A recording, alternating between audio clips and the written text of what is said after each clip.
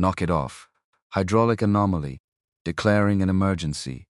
Her voice stayed flat, perfectly level, even as the stick went heavy in her hands, even as two adversary jets peeled away and left her utterly alone with a machine that was starting quietly to fail beneath her. The panel told her one thing, her hands told her another, and somewhere underneath the screaming pressure gauge, a memory surfaced from a dusty crop duster back in Idaho. A father's voice. Read the airplane. Not just the panel. 6 weeks earlier, nobody in that ready room had even bothered to learn her name. They called her quiet, called her soft, joked that she had librarian energy and laughed when she said nothing back. Now she was alone at 10,000 feet, hydraulics dying, a graded evaluation on the line, and only one person who ever believed in her herself. What she did in the next 90 seconds would earn her a call sign nobody in that squadron would ever say without lowering their voice first. The fog over ridgeline never burned off before 9. Sawyer Reed knew this the way she knew most things that mattered. Not because someone told her, because she'd stood outside and watched it happen, morning after morning, cataloging it the way she cataloged weather everywhere she'd ever lived. Not the way tourists studied a place. The way a pilot studied conditions that might kill her someday if she got lazy about paying attention to them.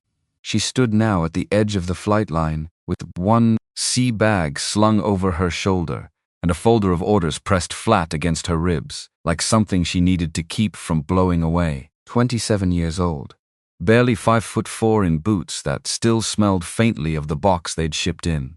The California Marine layer hung low and gray over the hangars, swallowing the tails of the parked F-18s row by row, until the jets looked less like machines and more like something sleeping. Something that hadn't decided yet whether it wanted to be woken.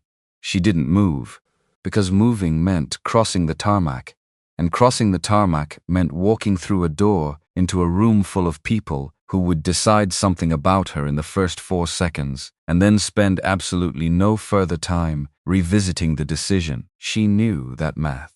She'd run it her whole life, in gas stations and diners and university flight offices, and now here, on a strip of wet asphalt, 3,000 miles from the only home she'd ever had, and the math never changed, no matter how many times she recalculated it. First 4 seconds, then years, if you were unlucky, spent trying to undo whatever conclusion those 4 seconds had produced. She breathed once, let the fog settle cold against her face, and walked. The ready room smelled the way every ready room she would ever walk into smelled. Burnt coffee, jet fuel that never fully washed out of a flight suit, no matter how many times it went through the base laundry. A particular staleness that lived in old carpet and older furniture. The smell of a room that had absorbed 40 years of tension and never once been allowed to air out. Patches from a dozen deployments covered the walls, layered over each other like geological strata. Framed photographs of carrier landings frozen mid-impact. Tailhooks striking gray steel decks under gray skies that looked, this morning, exactly like the sky she'd just walked in from. A whiteboard in the corner carried a long column of call signs, some crossed out and rewritten in different colored markers over the years, names accumulating the way names accumulate in any place that has been alive a long time and plans on staying that way. Nobody stood. Nobody offered a hand. 2 pilots near the coffee station glanced at the name tape stitched above her right pocket. Reed glanced away, went back to their coffee like she was weather passing through, something you didn't greet, only waited out. She found a seat near the back, set the folder down without a sound, waited. That was the entire skill of it, she'd come to understand over the years, waiting without appearing to be waiting for anything at all. Lieutenant Commander Garrett Sorensen ran the squadron's day-to-day training the way a man runs something he has run many times before and trusts completely. He'd flown off 4 different carriers. Never once, by his own account, doubted himself in a cockpit, though Sawyer had learned enough, by then, about men who said things like that, to wonder privately whether the doubt simply hadn't found a place to live in him yet, or whether he'd buried it somewhere so deep it no longer bothered surfacing. He checked the clipboard, found her name, Reed. You're with us for workup.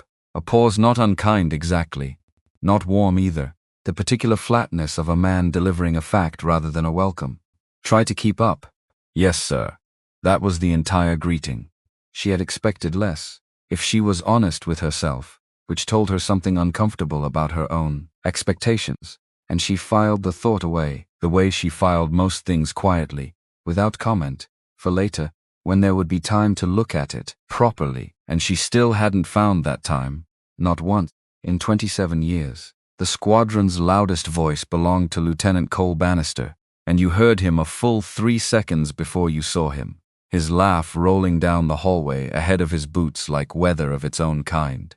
6 years flying Hornets, 2 deployments behind him, a reputation for aggressive, instinctive flying that had earned him the call sign Reckless, a name he wore like a medal he'd purchased for himself at some point and never once considered returning. Beside him, Lieutenant Nadia Voss, sharp-tongued, quick-eyed, call sign cipher, known across the wing for outthinking training scenarios before the instructors had finished briefing them, the kind of pilot who read a room the way other people read weather reports, fast and thoroughly, and usually correctly. Near the window, arms crossed, stood Lieutenant Commander Gideon Marsh, call sign Anchor, steady, senior enough that he no longer performed anything for anyone. He had flown combat missions the others in that room asked about only in careful, half-embarrassed voices, the tone people use around a subject they respect but don't fully understand, and don't want to seem like they're fishing for war stories. Against all of it, Sawyer Reed had no call sign at all. New pilots didn't earn one until the squadron decided they'd earned it. Until then, you were simply your last name, spoken flat, carrying no weight, no color, nothing that told a room anything true about who was sitting in the chair. She ate lunch alone that first week, in the corner of the base chow hall, tray balanced on her knees more often than not, because the tables always seemed to fill up around everyone but her. Some invisible current steering seats away from the empty one, across from the quiet new pilot. She answered when spoken to. Never volunteered more than the question required. Some of the pilots assumed she was intimidated. It was the easiest explanation, and easy explanations tend to spread the fastest in places where nobody has the time or the inclination to look for a harder, truer one. Cole assumed something a little less generous. He said it out loud on a Thursday afternoon, in the ready room, in front of 9 people, over a paper cup of coffee that had gone cold 20 minutes earlier without him noticing. Not cruelly. That was the part that would stay with her longest, longer than the words themselves, that it hadn't come from malice.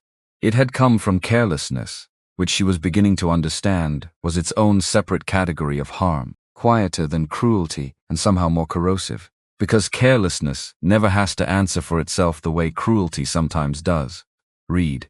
He grinned around the rim of his cup, and the grin had an audience baked into it, the particular grin of a man performing for a room even while addressing one person in it.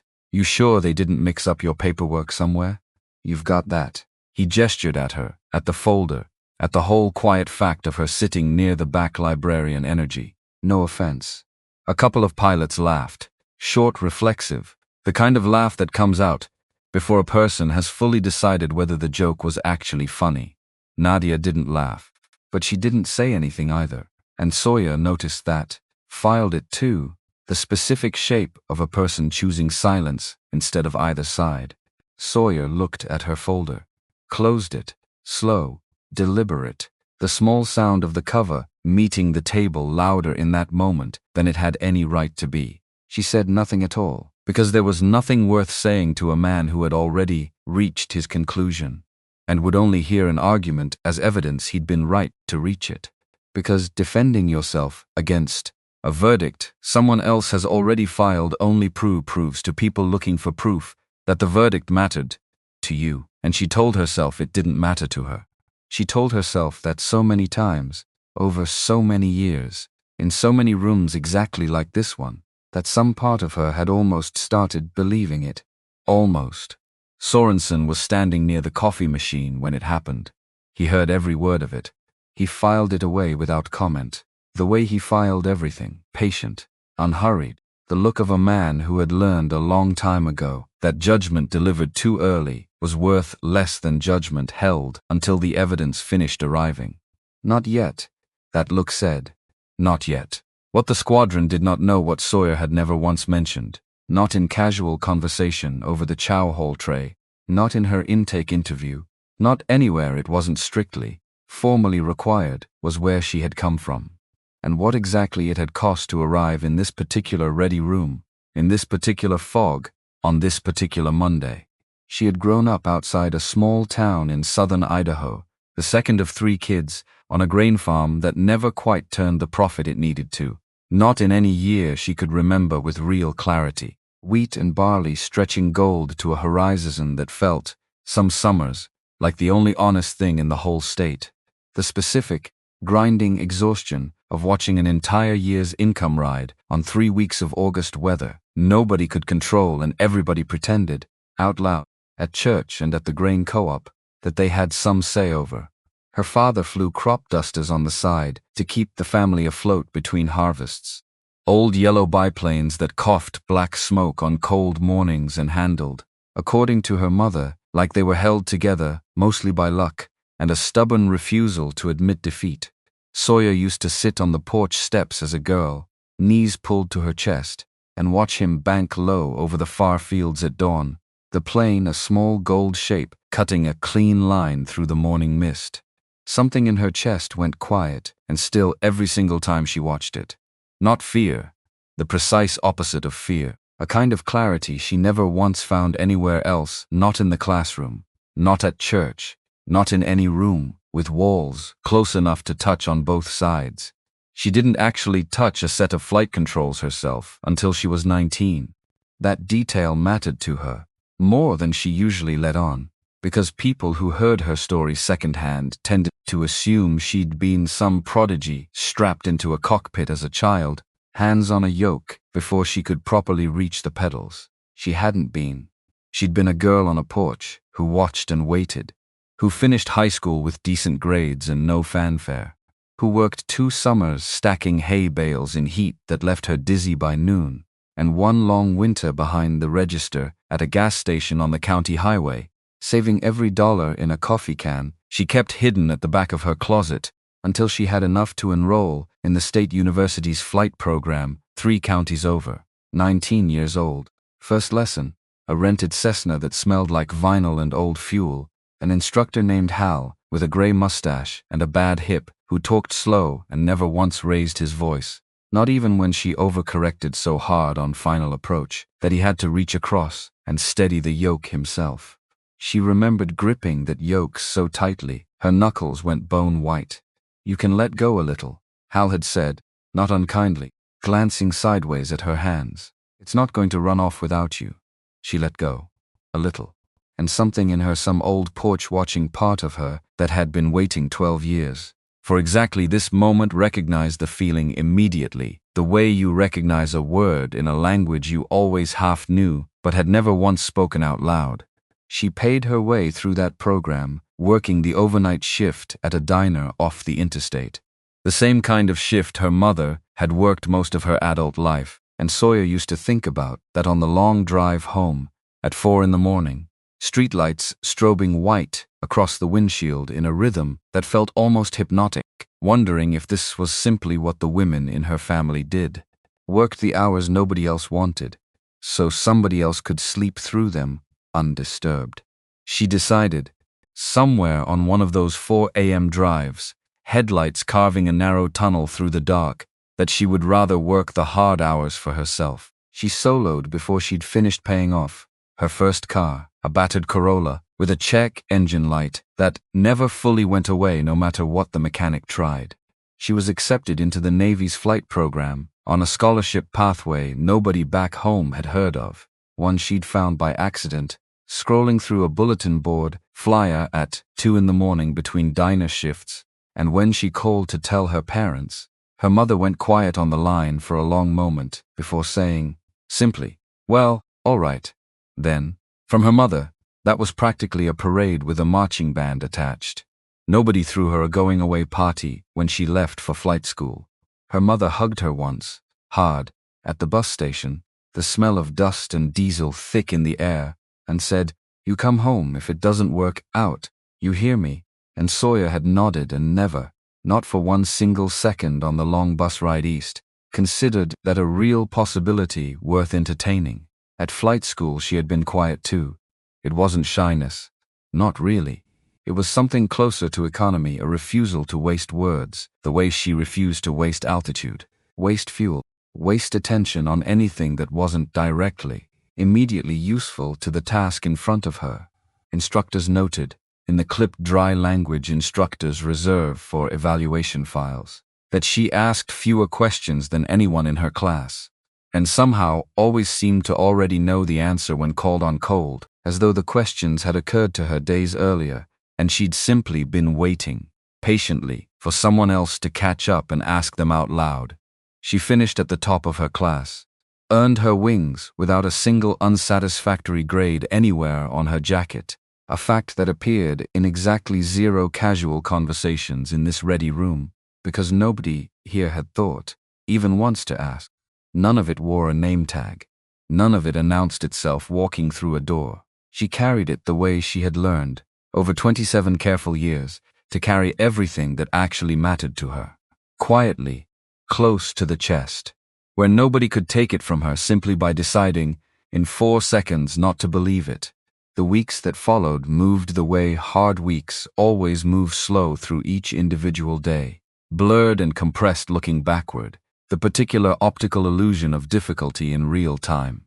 Simulator sessions before dawn, the building still dark and cold, smelling of machine oil and the previous night's stale coffee nobody had bothered to dump.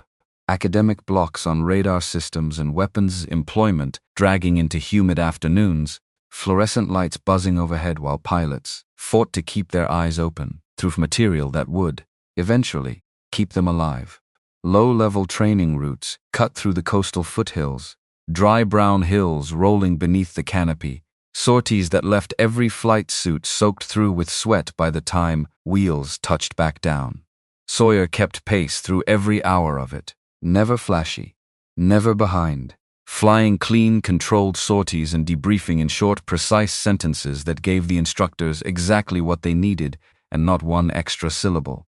She went back to her quarters when everyone else headed to the club, on base, the sound of laughter and a jukebox playing something with too much bass fading behind her as she walked the opposite direction. Under a sky thick with stars, nobody else in that squadron seemed to look up and actually see. The few pilots who did notice her noticed mainly her absence of drama. No mistakes worth gossiping about over beers, no triumphs worth bragging about either, at least none that anyone in that ready room ever witnessed directly. What none of them saw was what happened after the lights went down. The squadron's tactics room stayed open around the clock, technically, though almost nobody used it past 9 at night. A desktop trainer sat in the corner, running scenario software, old enough that the graphics looked almost quaint, clunky green radar returns, and a control interface that lagged half a beat behind her inputs. It was nothing like the real aircraft, nothing like the real sky, but it was enough to run intercept geometry, enough to build merge plans against imaginary bandits, enough to grind the logic down from arithmetic into something closer to instinct, the same way repetition had once turned wind reading into second nature out over the alfalfa fields she hadn't smelled in years. She sat there most nights with a legal pad and a mechanical pencil, sketching angles until midnight, sometimes well past it, sometimes until the janitor came through with his cart at 1 in the morning and gave her a look that had long since stopped registering surprise and settled instead into something closer to grudging, unspoken respect. He never said anything, just nodded once, most nights, the way you nod at a fixture you've come to expect. She read every mishap report in the squadron's safety library, not because anyone assigned it, nobody ever assigned it, not once, not to anybody. She read them because she wanted, with a hunger that occasionally frightened her when she examined it too closely, to understand every conceivable way a good, careful, well-trained pilot could still lose an airplane, so that she never would. She requested extra simulator time on her own initiative, the 4 a.m. blocks nobody else wanted, the ones that required getting up while the rest of the base still slept, and driving to the flight line under a sky the color of a fresh bruise, dark purple fading slow to gray. The schedulers gave her the slots without much thought, because nobody else was fighting her for them, and because paperwork always moves faster when there's no competition attached to it. She asked nothing of anyone. She announced nothing to anyone.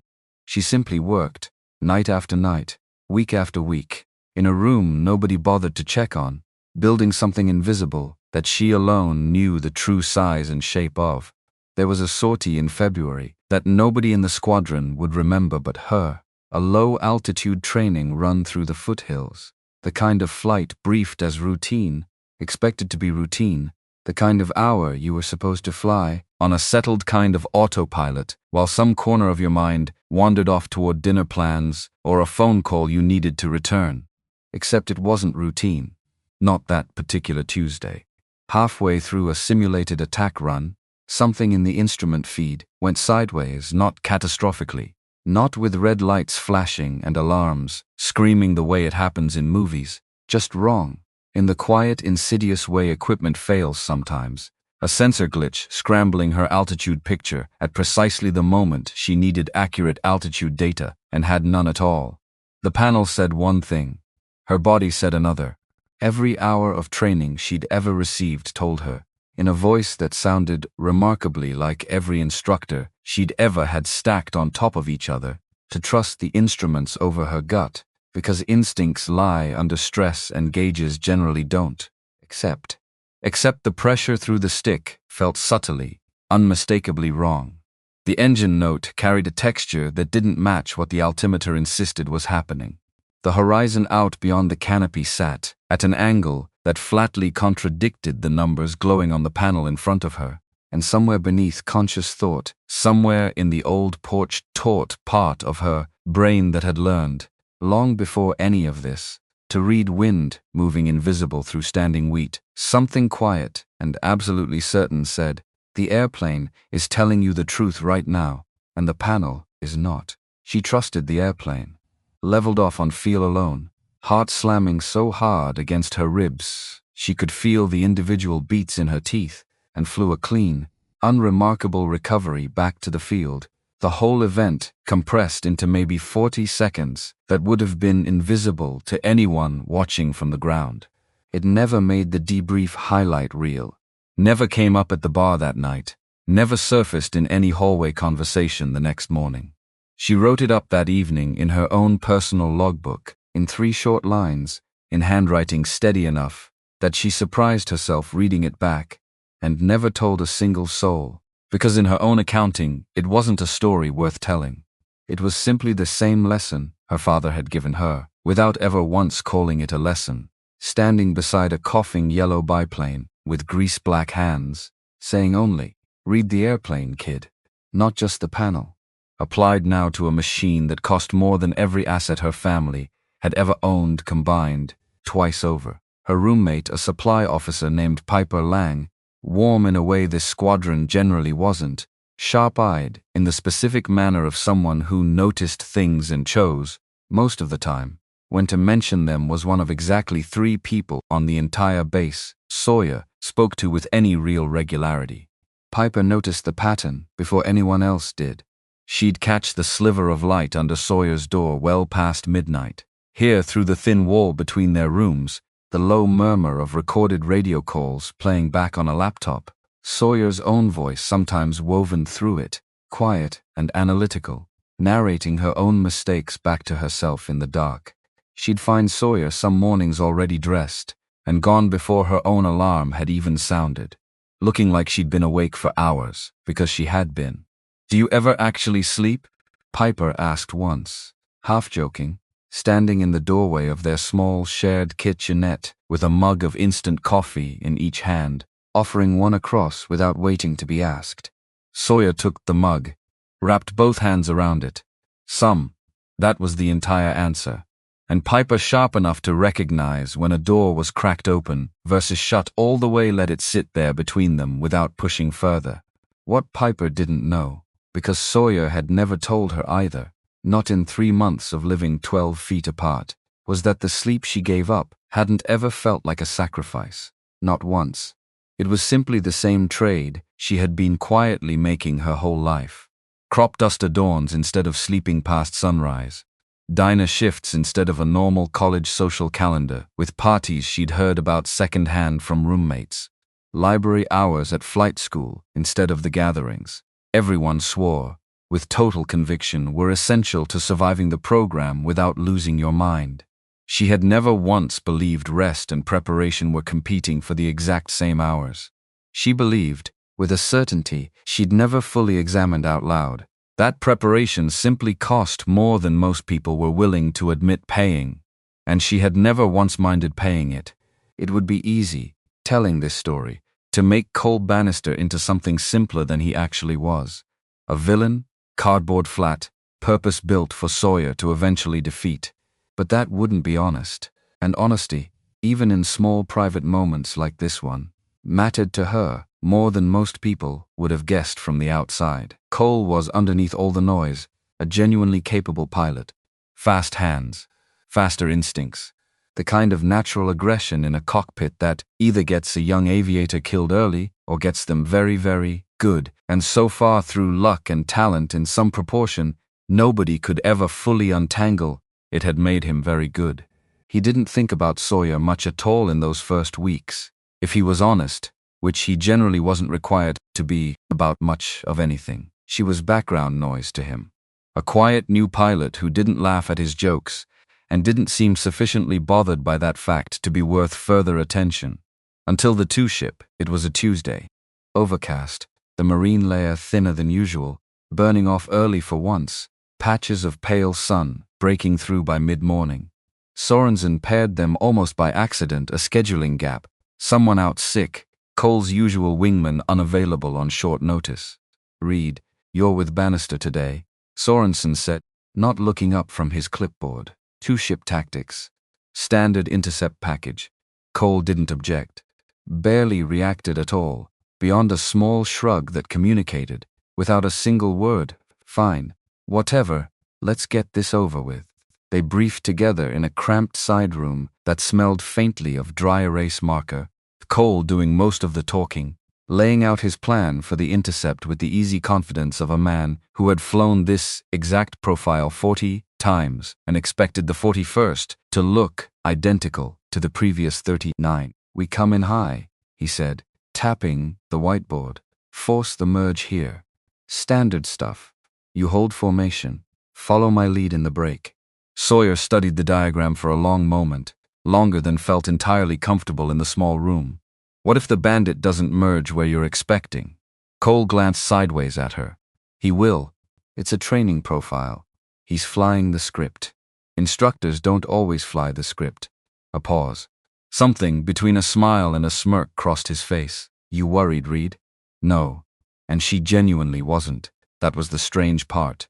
The part that seemed to unsettle him more than nerves would have. The flatness of her own certainty. They flew it an hour later.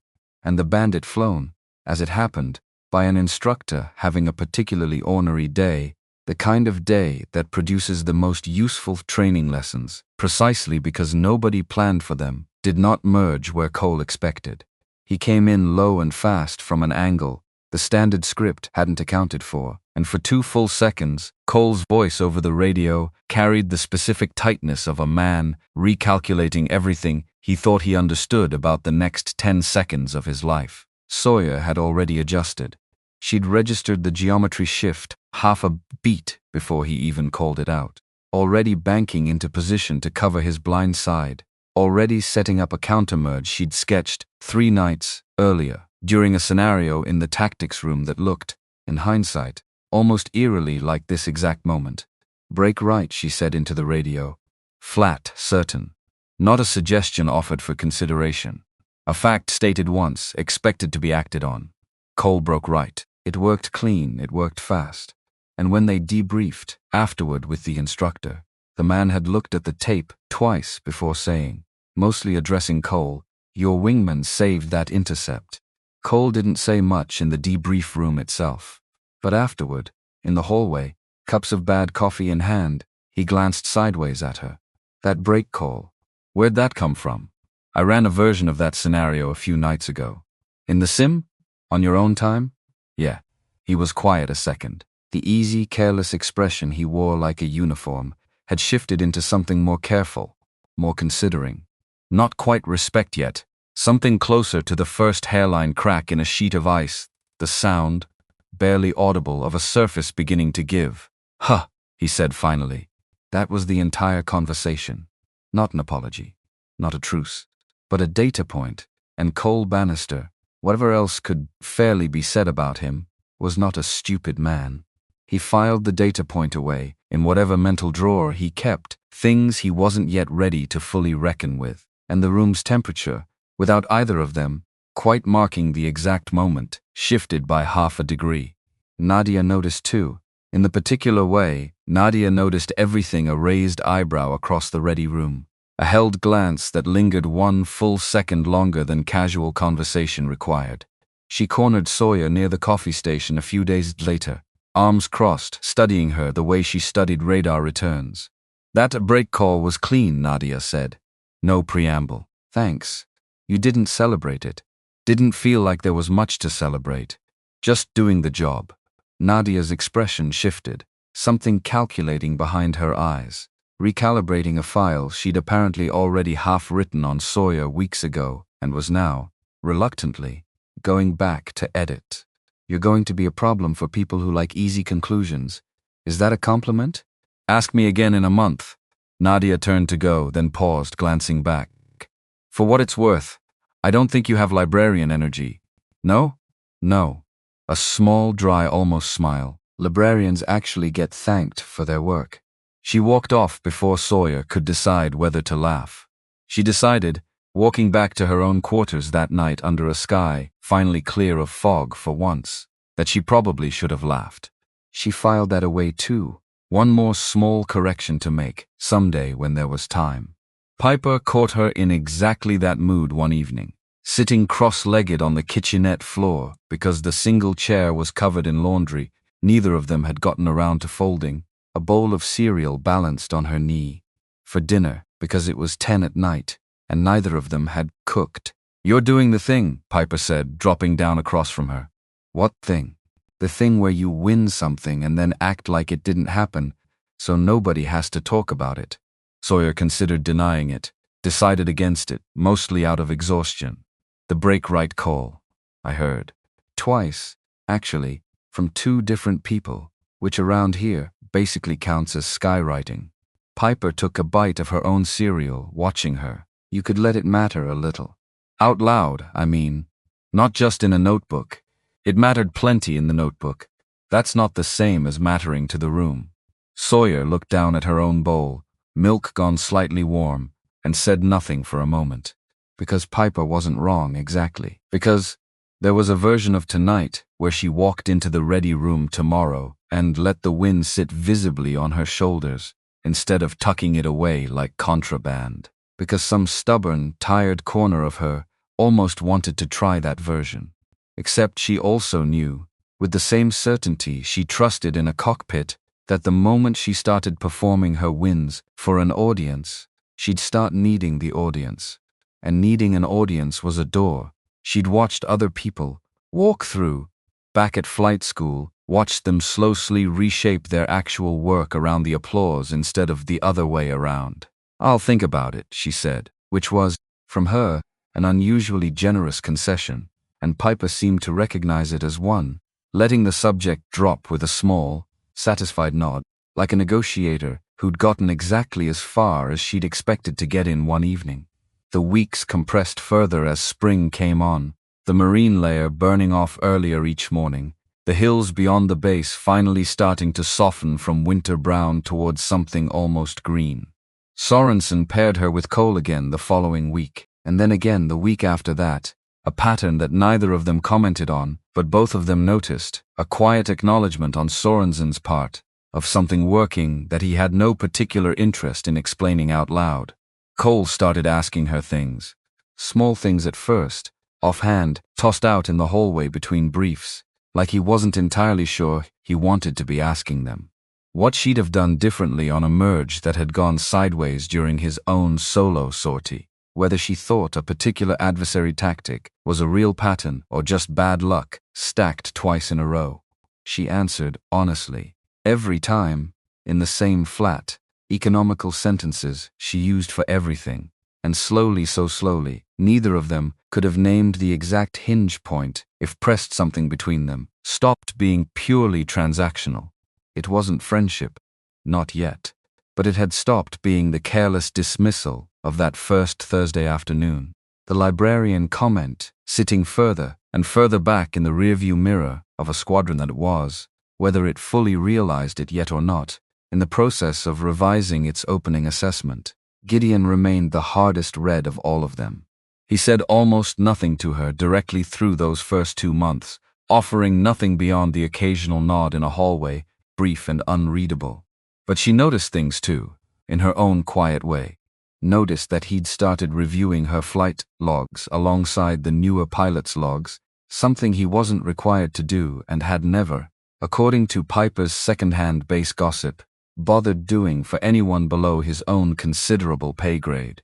Noticed that during one particular academic block on weapons envelope theory, when the instructor posed a genuinely difficult geometry problem to the room, and silence stretched out uncomfortably long, Gideon's eyes had drifted, almost involuntarily, toward the back row, toward her, as if checking whether she already had the answer, even though he had no obvious reason to expect that she would. She did have the answer. She didn't offer it unprompted. But when the instructor finally called on her by name, she gave it clean and complete, and, across the room, without a word, Gideon's expression shifted by some fraction so small that only someone who had spent months studying rooms full of people the way she had would have caught it at all. Filed away. Another small data point in a slow accumulation that hadn't yet added up to anything the squadron would say out loud. The announcement came at an all-hands brief. On a Wednesday morning, the ready room packed tighter than usual, coffee cups steaming in the persistent chill that lived in that building, no matter what the thermostat claimed to be doing about it. Sorensen stood at the front, a printed memo in hand. 2 slots, he said, have opened for the advanced tactics course. 6 weeks. Dissimilar air combat, weapons employment, the full pipeline that feeds directly into instructor selection. A murmur moved through the room, low and immediate. Everyone understood, without it being formally stated, exactly what those 6 weeks could mean for a career trajectory. Pilots who came out of that course with strong marks didn't just get marginally better, they got noticed. Tracked. 5 years down the line, people would still say their names, like the names carried weight, and so far, in the entire history of this particular squadron, that name had never once belonged to a woman. The announcement landed the way such announcements always landed. Big, loud, full of certainty from people who had not yet been tested by the thing they were being certain about. "I'm putting my name in," Cole said, before Sorensen had even fully finished speaking, grinning across at Nadia like the outcome was already settled between the two of them. Obviously, Nadia said, with considerably less noise about it, but exactly as much underlying certainty. Gideon, senior enough that he no longer needed to perform ambition for anyone's benefit, simply nodded once. The gesture everyone in the room understood to mean he'd already made his decision privately, days earlier, and was only now getting around to announcing it publicly, almost as an afterthought. Nobody noticed Sawyer at all. She sat in her usual seat near the back, hands folded, listening, saying nothing, running the math the way she ran everything quietly, thoroughly, without an audience she needed or wanted. Historically, fewer than 1 in 5 nominated pilots from any given squadron actually made the cut. The review board at the training command was known across the fleet for being merciless. Flight records dissected line by line. Simulator scores cross-referenced against a dozen benchmarks. A battery of tactical academic exams designed specifically to eliminate most candidates before they ever set foot near an actual aircraft again. She thought about the legal pad filling up faster than she could buy replacements, about the mishap reports she could recite from memory, page numbers and all. About the 4 a.m. sim blocks nobody else had ever wanted badly enough to fight her for. She thought, I could do this, and immediately after, in the same breath almost, unbidden, except what if I can't? Except what if all of it, the notebooks, the sleepless nights, the years stacked one on top of another like sedimentary rock, what if none of it actually adds up to what I've convinced myself it adds up to? And I find that out in front of a review board that has never heard my name and has no particular reason to care about learning it. Except, she sat with that thought for the rest of the brief, turning it over the way she turned over everything, hunting for the crack in it, the flaw, the reasonable excuse not to try. She didn't find one that held up under any real weight. Not one. That same afternoon, she walked to the squadron admin office, a small room that smelled of toner and old carpet, gray afternoon light filtering weak through a single window, a petty officer behind the counter working a piece of gum, of someone with the specific boredom of someone whose entire Wednesday had contained nothing interesting until this exact moment. Application packet for the advanced tactics course, Sawyer said. The petty officer looked up, blinked, mildly surprised in a way that told Sawyer, without a single spoken word, that this request didn't come often from women who sat quietly in the back row. Oh, sure thing. She rifled through a drawer, produced a thin folder, slid it across the counter. Due end of week if you want it considered this cycle. I know. Want me to note a sponsor? Reference from your CO, that kind of thing? Most people do. Sawyer hesitated for exactly 1 second. No, she said. Just the standard packet. The petty officer shrugged, not her business, not her concern one way or the other, and went back to her gum, already half forgetting the exchange, before Sawyer had even turned away with the folder in hand. Sawyer carried it to a corner table by the window, and sat down to fill it out in her small, careful handwriting. Flight hours official and logged. Simulator hours, all of them this time, the standard blocks and the unofficial 4 a.m. Sessions she'd recorded faithfully in her own private notebook, but never anywhere that formally counted. Not until this exact moment, not until this specific folder made every single one of those quiet hours count for something beyond her own private satisfaction. Academic scores, transcribed carefully from memory and double-checked against her own copies. A short essay section. Describe your approach to tactical decision-making under uncertainty. She filled it with 3 tight paragraphs. About reading instruments against instinct. About a February sortie she had never told a single living soul about.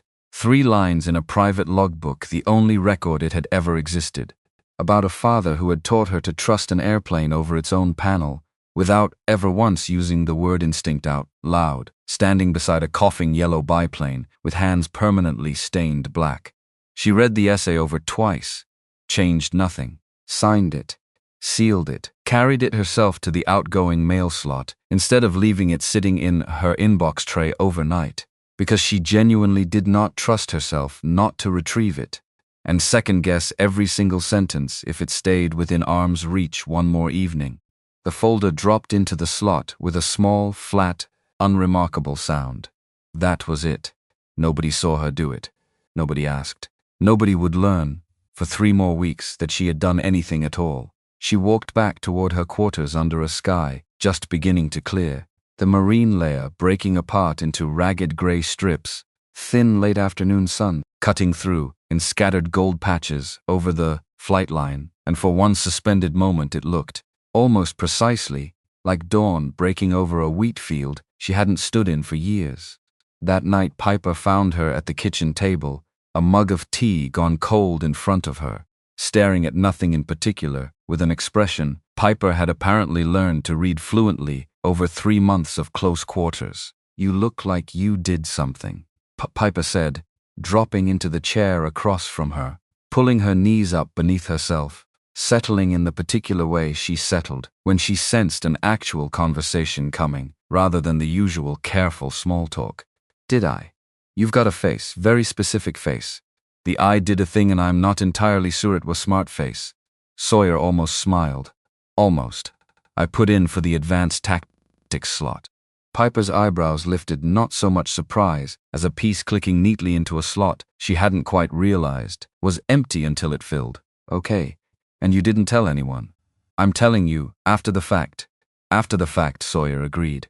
Piper studied her for a long moment, the look of genuine curiosity rather than judgment, the look of someone trying honestly to understand a person she'd already decided she liked but hadn't yet fully mapped. Why not just say it out loud? At the brief.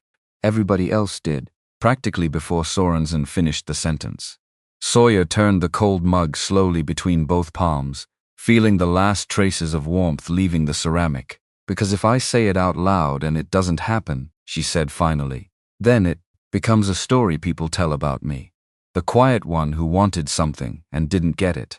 A pause, the words arriving slower than usual, like she was assembling them for the first time even to herself.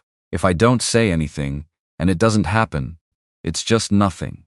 Nobody has to know it ever mattered to me in the first place. And if it does happen? Sawyer didn't answer right away. The question sat there a moment, taking up space in the small kitchenette, mixing with the faint smell of instant coffee that never fully left the air of that apartment. Then it won't need me to have said anything, she said. It'll say it for me. Piper sat with that answer for a while, turning it over visibly on her face. Then, without another word, she reached across and refilled Sawyer's cold mug with hot water from the kettle, sliding it back across the table like a small, deliberate, wordless act of faith in something neither of them could yet promise would pay off. Well, Piper said finally, for what it's worth, I hope it says something loud. The 3 weeks that followed moved with the particular, deliberate cruelty of time that knows you're waiting on it. Sawyer flew her scheduled sorties, debriefed in her usual short, precise sentences, ran her 4 a.m. sim blocks without fail, because stopping now right when it might actually matter, most felt uncomfortably closer to admitting she'd never fully believed in any of it in the first place. Except some nights, she genuinely did wonder whether she believed in it. Except some nights, alone in the tactics room with the desktop trainer humming its low electronic drone and the janitor's cart squeaking somewhere far down the hall, she caught herself running the exact same intercept geometry for the 4th time in a row, not because she needed the additional repetition, but because stopping meant sitting alone with the silence of genuinely not knowing, which was, in its own particular way, more exhausting than any amount of flying. So she didn't stop. Cole noticed, in his own limited way, that something about her had shifted, not louder exactly, not more visible, but carrying a kind of focus that hadn't quite been present before, or that he simply hadn't been paying enough attention to notice earlier. He didn't ask directly what it was. He wasn't quite the version of himself yet, who asked questions like that out loud, comfortably, without it feeling like an admission of something. But he noticed, filed it, the way he'd filed the break right call weeks earlier, in the same growing drawer of things he wasn't yet ready to fully reckon with. Nadia noticed too. In the specific way, Nadia noticed everything, a raised eyebrow across the ready room during a particularly dense academic block, a held glance lasting 1 full second longer than strictly casual. She didn't say anything either, but she was watching, carefully, the way she watched everything worth watching. And Sorensen, who had heard the library comment weeks earlier and filed it without comment, who had watched a quiet lieutenant fly clean sorties and vanish into the tactics room after hours without once being ordered to, Sorensen was watching most closely of all, in the unhurried, patient manner of a man who had learned a long time ago, probably the hard way, that the loudest people in any given room were rarely the ones actually worth his full attention. He didn't know about the application yet. Nobody did, except Piper. And Piper kept it exactly as quiet as she'd been asked to, which was its own small proof of the kind of friend she was turning out to be. On the Friday of the 3rd week, the results came back to VFA 119 in a single message, routed directly to Sorensen's inbox. He read it once, at his desk, in the small office that smelled permanently of old coffee and printer toner, regardless of the season. Read it a second time, slower. Then he sat back in his chair for a long moment, looking at nothing in particular. The way a man looks when a piece of information has arrived that refuses to fit cleanly into the picture he'd already spent weeks quietly assembling in his own head. He picked up the phone. All hands, he told the yeoman on the other end of the line. Ready room this afternoon. Which was unusual enough on a Friday, on short notice, that pilots began drifting in, already murmuring half-formed theories, before a single official word had been spoken. Cole leaned toward Nadia in the hallway just outside, grinning with the easy confidence of a man who had already decided how this particular afternoon was going to go. This is it. Slot announcement. Obviously, Nadia said, though something careful had crept into her voice now, some instinct she couldn't yet quite name pulling at the edges of her certainty. The room filled steadily. Rows of chairs, coffee cups in hand, the low familiar chatter of a squadron that assumed, almost universally, that it already knew exactly what was about to be announced. That Cole had gotten his slot, that felt by this point like little more than a formality waiting to be confirmed out loud. Maybe Nadia too. Maybe Gideon had been quietly asked to instruct, rather than attend, given his seniority, which would neatly explain why he stood so unbothered near the window, arms crossed, waiting without any visible tension at all. Sawyer sat in her usual seat near the back, hands folded, giving away absolutely nothing. Sorensen stood at the front of the room, the printed message held at his side, and let it stay there a moment longer before speaking. The way a careful man pauses when he wants to make certain he says something exactly right, the first time, with no need for correction afterward. The room went quiet, waiting, coffee cups suspended halfway between table and mouth, and, in that particular, electric, before the drop silence that a ready room full of pilots somehow knows how to hold better than almost any other room on Earth. Sawyer Reed sat perfectly still, hands folded neatly on the table in front of her, and did not allow a single muscle in her face to move. Because somewhere deep in a private, terrified corner of herself, she already suspected exactly what kind of silence was about to arrive. She simply didn't yet know, with absolute certainty, whose name would finally break it. Sorensen held the message at his side a moment longer than the room could comfortably bear. Then he read the name. Top of the entire review board ranking, he said. Slow, deliberate. Each phrase set down like something heavy being placed on a table.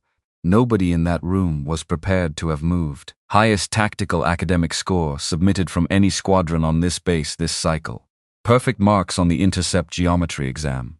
A pause, and the room leaned into it without meaning to, the way a room leans into any silence that promises to end in something. The section that usually eats people alive. Nobody breathed, because every single person in that ready room already had a name half-formed on their tongue, ready to nod along to. Cole's name, or Nadia's, or some quiet institutional acknowledgement that Gideon had been asked to instruct rather than attend, which would explain everything, which would make the room's whole assumed shape settle back into place, exactly the way everyone had expected it to. Sorensen looked up from the paper. Lieutenant Junior Grade Sawyer Reed. The ready room went still, not the ordinary quiet of people listening politely. The particular, involuntary stillness that happens when a fact refuses to fit through a doorway the mind had already built too small for it, and the whole room simply stalls out, gears grinding against a shape they hadn't prepared to accommodate. Cole set his coffee cup down, without appearing to notice his own hand had moved. Nadia's eyebrows lifted and stayed lifted, suspended somewhere between disbelief and the very early, grudging beginnings of something that might, given time, become respect. Gideon uncrossed his arms, turned his head toward the back row, found Sawyer exactly where she always sat, same chair, same posture, present and level and giving away nothing extra, the same stillness she had carried through 3 entire weeks, while holding this secret folded small and tight inside her chest, telling absolutely no one, waiting alone. Read, Sorensen said. Sir. He held the message up slightly, like evidence, like a fact that needed to be visibly seen in order to be properly believed. You want to explain why nobody in this room knew you were even putting in for this? Sawyer considered the question the way she considered everything fully, honestly, turning it over once before landing on the only answer available to her. "Nobody asked, sir." A few uncomfortable laughs rippled through the room, swallowed quickly before they could fully form. Sorensen didn't laugh. He kept reading. The board's written comments used language that didn't ordinarily appear in these particular reports, noting an unusually mature grasp of three-dimensional tactical geometry, the specific kind instructors normally expected only from pilots several years further along in their careers. Noting that on the merge plan portion of the exam, the section responsible for eliminating rough-life beneath the applicant pool every single cycle without exception, she hadn't merely passed it clean. She had proposed a solution the review board itself had not anticipated, one that two evaluating instructors had already, within days, folded directly into their own lesson plans for the next incoming class. Because of months of preparation nobody had witnessed. Because of 4 a.m. sim blocks logged in a private notebook that meant nothing to anyone until this exact folder made them mean everything. Because of mishap reports read for no credit and no requirement and absolutely no audience at all, night after night, in a room with a squeaky-wheeled janitor's cart as her only regular witness. She had done every bit of it without once asking a single person in that squadron to believe in her first. She had never needed their belief in order to do the work. The days that followed carried, in their own smaller and quieter way, a kind of reckoning. Nothing dramatic happened. No apologies delivered out loud with any theatrical weight. No sudden reversal scored to swelling music the way it might unfold in a film. Just a shift in the room's temperature, the way temperature shifts when a fact finally, gradually outweighs the story people had spent weeks telling themselves in its place. Cole was quiet for 2 full days, which, for anyone who had spent even a little time studying him, was its own considerable statement louder, in its way, than anything he could have said out loud, precisely because silence, from Cole Bannister, was rarer than almost anything else he produced. On the 3rd day, he found her in the maintenance hangar, between sorties, grease and hydraulic fluid, smell thick in the cool morning air, and asked without any of his usual performance, layered over the question whether she'd walk him through her merge plan logic sometime. No audience around them, no coffee cup as a prop. Just the 2 of them and a stack of tie-down chains someone had left out overnight. "Sure," she said. They spent 40 minutes at a folding table, dragged out from a supply closet, a tactics diagram sketched out between them, in dry erase marker, on a whiteboard scavenged from an empty briefing room, while she walked him through angle-off closure rates. How she built decision trees 3 moves deep. The way a chess player thinks 2 captures past the obvious move, except the board here moved at 400 knots, and the pieces could genuinely kill you if the geometry came out wrong. He listened the way people listen when they realize, somewhere in the middle of a conversation, that they've spent weeks underestimating the person sitting across the table from them, and the realization arrives not as an insult, but as something closer to relief, the relief of finally seeing clearly. "You built all this on your own," he said at one point. Not quite a question, mostly. Nobody helped. "I read a lot of mishap reports." He looked at her for a long moment, something recalibrating visibly behind his eyes. "That's a strange way to spend a Tuesday night." "It kept me from becoming one," she said. Flat. Not a joke exactly, though something in the delivery made him laugh anyway, short and surprised, like the sound had escaped before he'd fully decided to let it. Nadia admitted at the squadron bar that same night, without her usual defensiveness wrapped around the admission, that she'd read Sawyer completely wrong from the very first Thursday. "I do that," Nadia said, turning her glass slowly on the bar top, watching the condensation ring spread beneath it. "Read people fast. Usually I'm right. Wasn't right this time." "You weren't the only one," Cole said, from 2 stools down, not looking up from his own drink. "I know. Doesn't make it feel better." Nadia glanced across the bar toward the door, half expecting, perhaps, that Sawyer herself might walk through it, though she never did. Sawyer had already gone back to her quarters an hour earlier, the celebratory noise of the bar never having been a place she felt any particular pull toward. Gideon said nothing to Sawyer directly. not that week and not the next. But the following flight schedule had her paired with him for a two-ship tactics sortie, which in a fighter squadron carried its own quiet, unmistakable weight. Senior pilots did not fly wing to wing with people they didn't trust sitting in the airplane beside them. Full stop, no exceptions, and everyone in the squadron understood the schedule board well enough to read that particular sentence without it needing to be spoken aloud. Sorensen wrote a fitness report line that would follow her for the rest of her career. The kind of sentence commanding officers didn't write often, and didn't write lightly when they finally did. She left for the advanced tactics course 3 weeks later. Except leaving didn't feel like the ending Piper seemed to believe it was.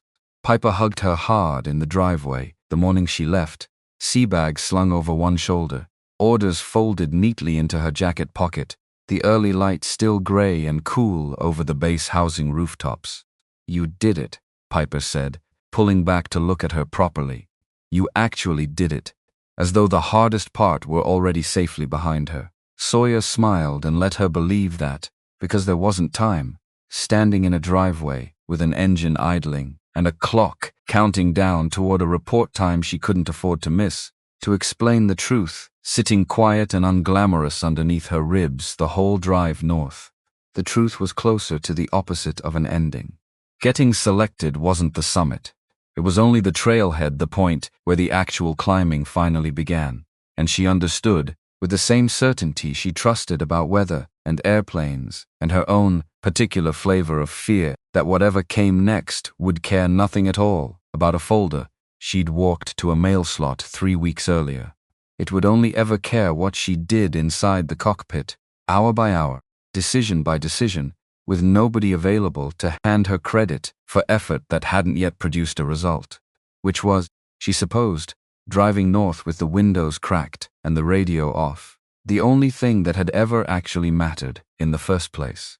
Somewhere around the second hour, dry grass and highway asphalt pouring through the open window, she caught herself gripping the steering wheel the exact way she'd once gripped that rented Cessna yoke at 19 years old. White-knuckled. Until she remembered Hal's voice, patient and unhurried even now. Years later, still living somewhere in the back of her mind, exactly where she needed it. "You can let go a little. It's not going to run off without you." She let go a little. The training base sat inland, flat scrubland rolling out toward a horizon, broken only by heat shimmer and the occasional low ridge of brown hills. The kind of landscape that made the sky feel enormous, feel closer, feel like the only genuinely honest thing left in the whole wide, empty world, which for 6 weeks it more or less would be. The ready room here dwarfed the one back at Ridgeline, colder somehow, despite the relentless dry heat pressing against the windows outside the particular chill that settles into a room full of people who already know they're good and are about to discover, in specific and often humiliating detail, exactly how good they measure up against people who might be better. 12 pilots made up her cohort, pulled from squadrons scattered up and down the coast. A handful of faces she half recognized from prior exercises, most of them total strangers, every single one of them wearing some version of the same careful, of assessing expression she suspected she was wearing too, whether she wanted to or not. And one voice filled the room before she even saw who it belonged to. "So this is the ranking everybody's been talking about." Sawyer turned. He was tall, broad through the shoulders, in the particular way of a man who had spent a lot of years being told. He looked exactly like what a fighter pilot was supposed to look like, and had come, over time, to believe it completely, without residue of doubt. Captain's bars catching the fluorescent light, a grin already halfway assembled before he'd even bothered saying hello. "Weston Cade," he said, extending a hand. "You're Reed. Top score. Sawyer. Sawyer." He said the name like he was testing whether it fit some story he already carried in his head about her. "Heard you tested out of a squadron nobody's ever heard of. Beat out some real names to land here. I tested out of VFA 119. Right, that's basically what I said." The grin widened.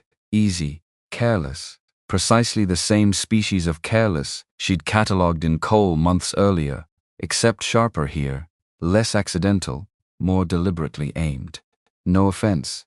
I just mean top score, huh? That's a hell of a number to walk in carrying, lot to live up to. I'm not trying to live up to a number, Sawyer said. I'm trying to fly clean. Weston laughed easy, like she'd said something he found charming rather than pointed. Sure, he said. Sure you are.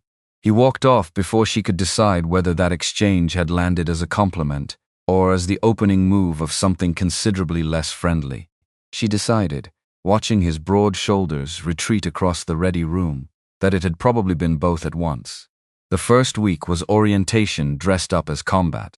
Academic blocks stacked back to back, denser than anything. Ridgeline had prepared her for advanced radar theory, electronic warfare fundamentals, weapons envelope calculations filling whiteboards floor to ceiling, with numbers dense enough to make her eyes water by the third hour of any given session.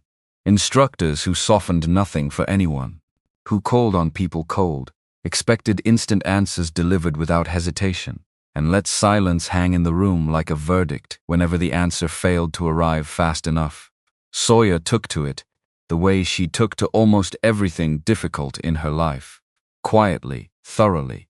A legal pad filling faster than she could reasonably keep replacing it. Margins crowded with notes in handwriting that grew smaller and smaller as the week wore on, and the material grew denser alongside it. Except the flying itself proved different here, in a way no amount of preparation had fully readied her for. Dissimilar air combat. Adversary aircraft flown by instructors whose entire professional purpose was locating the single gap in a young pilot's thinking she didn't yet know existed, and driving a knife through it with total precision in front of the whole watching cohort. Her first sortie against an adversary instructor lasted 4 minutes and ended with a simulated missile, tone screaming in her headset, a sound that felt somehow far more personal than any failure she'd carried at Ridgeline. Because at Ridgeline the mistakes had stayed invisible.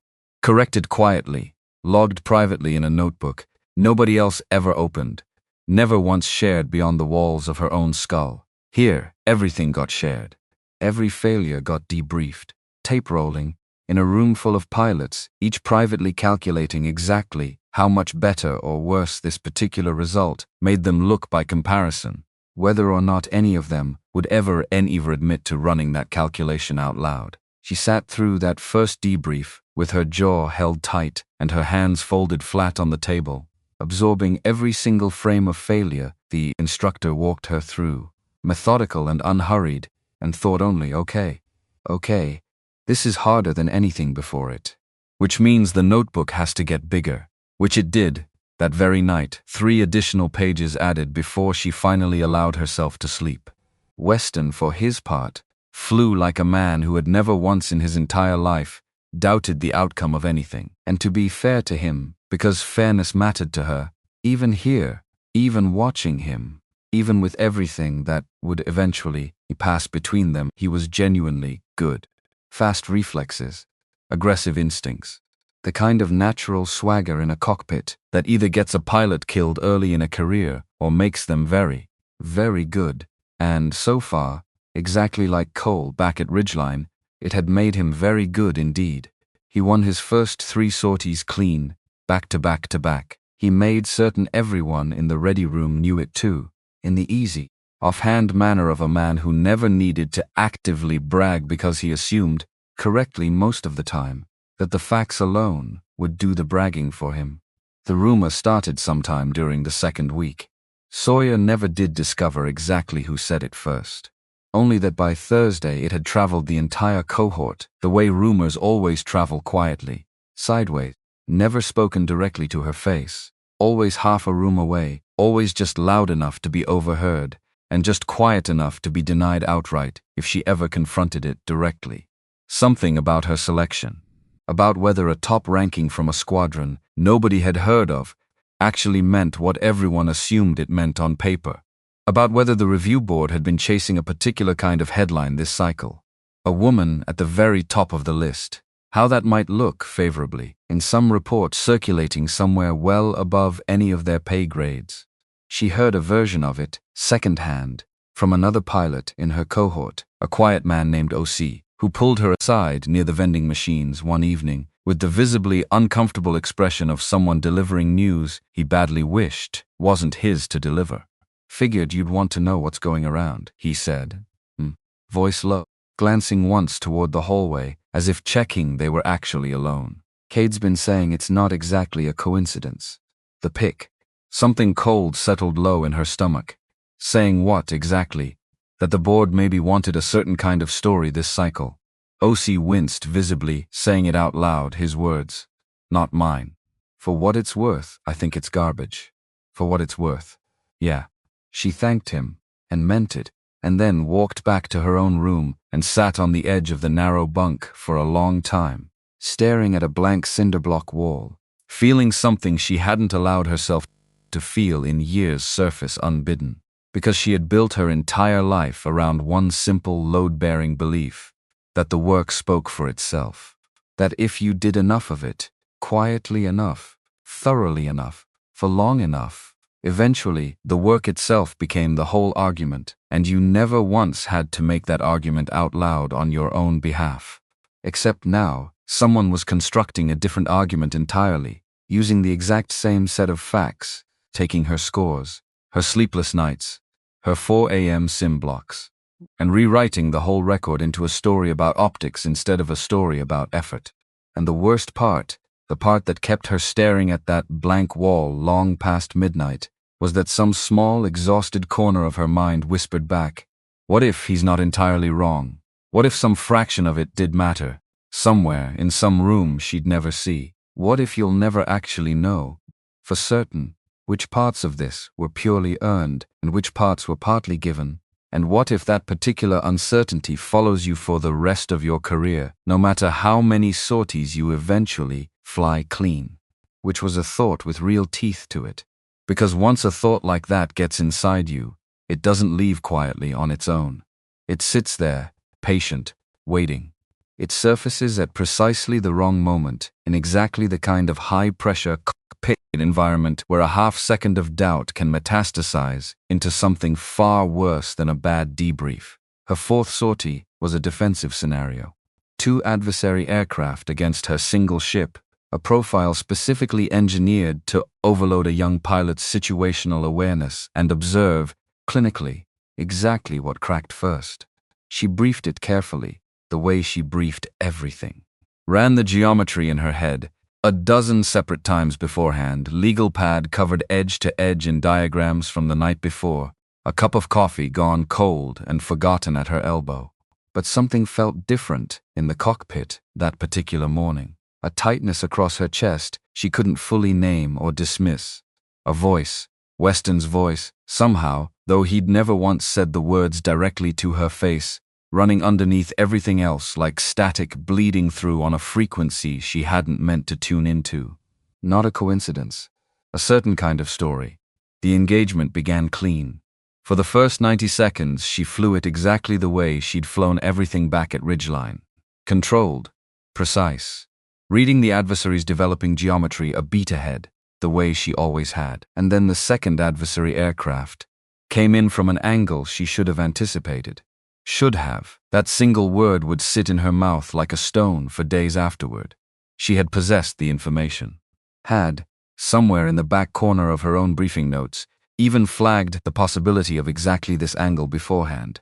But her red arrived half a second slow. Half a second. That was the entirety of it. In an airplane moving at 400 knots, half a second is simultaneously an eternity, and nothing whatsoever, both true at once. And on this particular morning, it was more than enough. The tone screamed in her headset. Gunned. Clean. In front of everyone. The debrief room that afternoon delivered the worst 40 minutes of her entire flying career, before or since.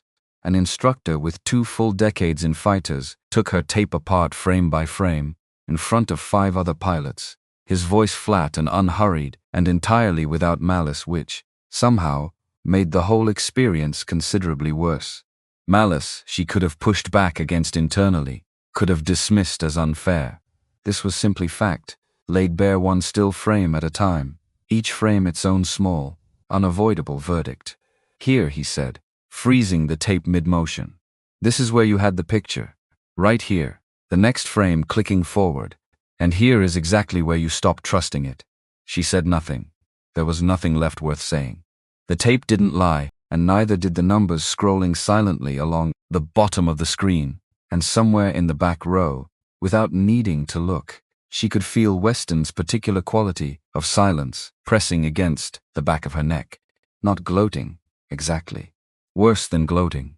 A kind of quiet, confirmed satisfaction, the specific sound of a story clicking neatly into the shape he'd already spent 2 weeks building for it. It was precisely the kind of failure that could become, for a lesser version of herself, a story about limits. Proof that maybe she really had been in over her head after all. Exactly the way Cole had once joked back at Ridgeline, except this time the joke would carry an audience that genuinely mattered to her career. That night, alone in the visiting officer quarters, she allowed herself to feel the full weight of it, for exactly as long as it took to eat dinner. A tray from the base chow hall, some gray protein alongside vegetables gone grayer still, eaten alone at a small metal desk, while the failure replayed itself behind her eyes on a loop she couldn't seem to switch off. The tone screaming, the instructor's flat, patient voice, Weston's particular silence. Because you cannot unfly a sortie once it's finished. Because half a second either belongs to you completely or it belongs to no one at all. And once it's gone, wanting it back doesn't bring it back, no matter how badly you want it. Until she finally set the fork down and felt something in her chest, not despair. Exactly. Something colder and considerably more useful than despair quietly settle into place. She opened her laptop. She pulled the debrief tape onto her own machine that night and watched it 11 times. 11. She counted deliberately, because counting gave her a small, steady anchor to hold onto while everything else in her chest still felt loose and dangerously unmoored. First pass, simply watching. Second pass, pausing at every single point the geometry shifted. Third pass, legal pad open beside the laptop, writing out each decision point in her own private shorthand, rebuilding the entire engagement completely from scratch, the same patient way she used to rebuild a stall recovery in her own head after a rough afternoon flying alone over farmland that felt, right now, impossibly, unbearably far away. Fourth pass. Fifth. By the seventh replay, she had stopped seeing herself sitting in the cockpit at all and started seeing only the raw geometry itself. Cold and abstract and stripped of ego, a problem with a solution buried somewhere inside it.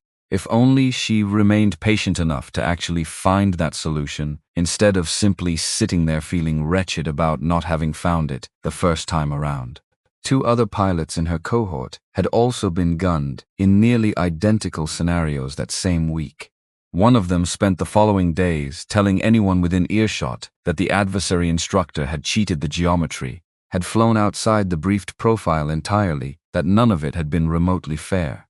The other stopped speaking much at all, his confidence visibly draining away, sortie by sortie. The particular slow leak that happens to pilots who start believing a single failure is a verdict on their fundamental worth, instead of simply useful information about one decision they made on one particular morning. Sawyer did neither. She treated the failure exactly the way she had always treated information, as something useful she hadn't previously possessed, and now did. She requested, politely and specifically, one additional look at the tape from the instructor cadre, outside the formal debrief window entirely, not because any regulation required it, because she needed it, plainly and simply, and had learned long ago that needing something quietly and asking for it directly were not mutually exclusive acts. The request eventually reached a hard-edged, quiet instructor named Renata Ashcroft, a lieutenant commander carrying a reputation across the entire training command for rarely, if ever, extending additional time to anyone, and for having remarkably little patience for pilots who wanted their hand held after a bad tape, rather than simply doing the work required to fix it. Sawyer fully expected to be turned down flat. Instead, Ashcroft studied the request for a long, silent moment, glanced at Sawyer's file, the intercept geometry score, the merge plan solution 2 separate instructors had already borrowed for their own lesson plans, the strange and specific gap between that number and the tone that had screamed in her headset 4 days earlier and said, mostly, it seemed, out of genuine curiosity about who exactly was asking, my office. 1800. Ashcroft's office was small and entirely spare. A single window overlooking the flat brown scrubland stretching endlessly toward the horizon. One shelf of binders, spines unlabeled. No photographs anywhere. No decorations of any kind. Nothing on any surface that revealed a single thing about the woman behind the desk, except the very specific, very deliberate way she moved the mouse the moment she pulled the tape up onto the screen. Sit, she said. Simply efficient, the way everything about Ashcroft appeared to be efficient, stripped down to its essential function. Sawyer sat. They went through the merge frame by frame, Ashcroft asking questions that weren't really questions so much as doors, each one opening directly onto the next. What did you see here? The lead aircraft's turn rate. I had him. And here? The next frame clicked forward. Sawyer stopped herself, looked again, more carefully this time. I stopped tracking the second contact. I was still processing the first. Why? Silence stretched for a long moment, because and this was the part she hadn't yet said out loud to a single soul, hadn't even fully admitted to herself, until the words were already halfway out of her own mouth, because some part of her brain had been running an entirely separate calculation during those precise 2 seconds. Not tactical, personal, a rumor, a voice that wasn't even present in the cockpit with her, running underneath the actual live geometry like static bleeding through on a frequency she had never intended to tune into in the first place. I was distracted, Sawyer said finally, for about a second and a half, by something that had absolutely nothing to do with the airplane. Ashcroft didn't ask what, specifically. She simply nodded, the gesture of someone who had heard this precise category of answer plenty of times before, in plenty of different forms, from plenty of pilots who eventually learned to say it out loud rather than carrying it silently into their very next sortie, where it would inevitably cost them something larger. That's the actual failure, Ashcroft said. Not the geometry itself. You'd have solved the geometry eventually. Your merge plan already proves that conclusively. The real failure was letting something entirely outside the cockpit climb inside the cockpit alongside you. Sawyer said nothing. The words landed somewhere deep and specific, like a hand pressed flat against her sternum. You want to fly this job for 20 years, Ashcroft continued. You're going to learn, sooner or later, that the airplane doesn't care one bit what anyone back in the ready room thinks of you. It only cares whether you're paying full attention to it. Every single second, without exception. The day you split that attention is the day it eventually costs you something you can't ever get back. Yes, ma'am. Ashcroft studied her a moment longer, something in her expression shifting very slightly, not warmth. Precisely. Ashcroft didn't seem built for anything resembling conventional warmth, but something adjacent to it. Recognition, perhaps. The particular recognition of one quiet, relentlessly overprepared woman clocking another across a desk with no photographs on it. Run it again, Ashcroft said, gesturing toward the screen.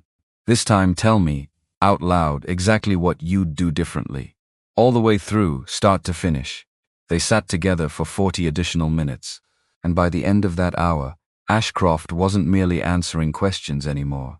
She had started asking some of her own, the particular way instructors ask questions when a student begins noticing things nobody expected a student to notice quite this early.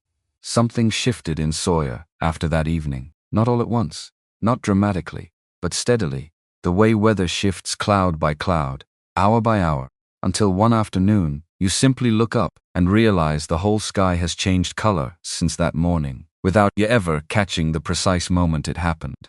She flew her scheduled sorties that week, with a different, more settled kind of focus.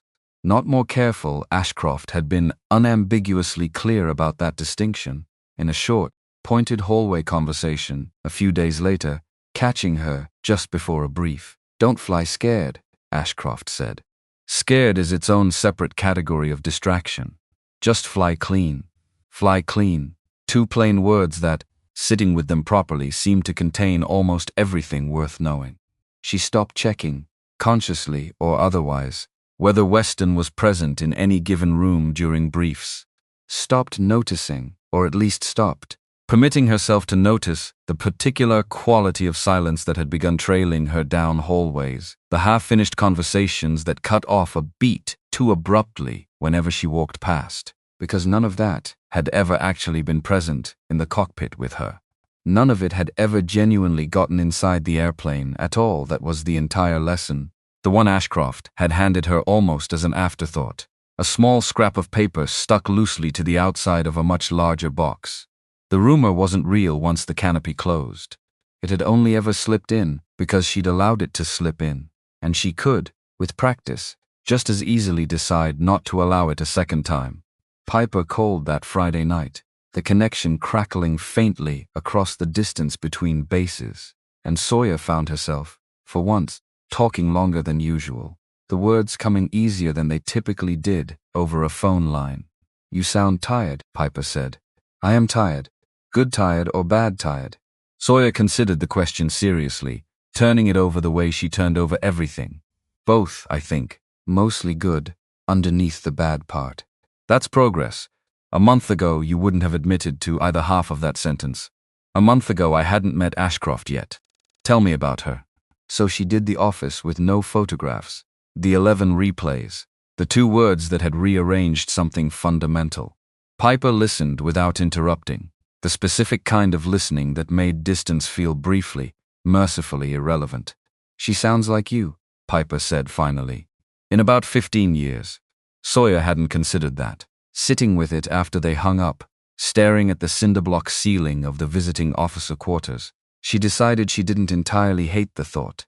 She flew the same defensive scenario type again. 4 days later, same profile.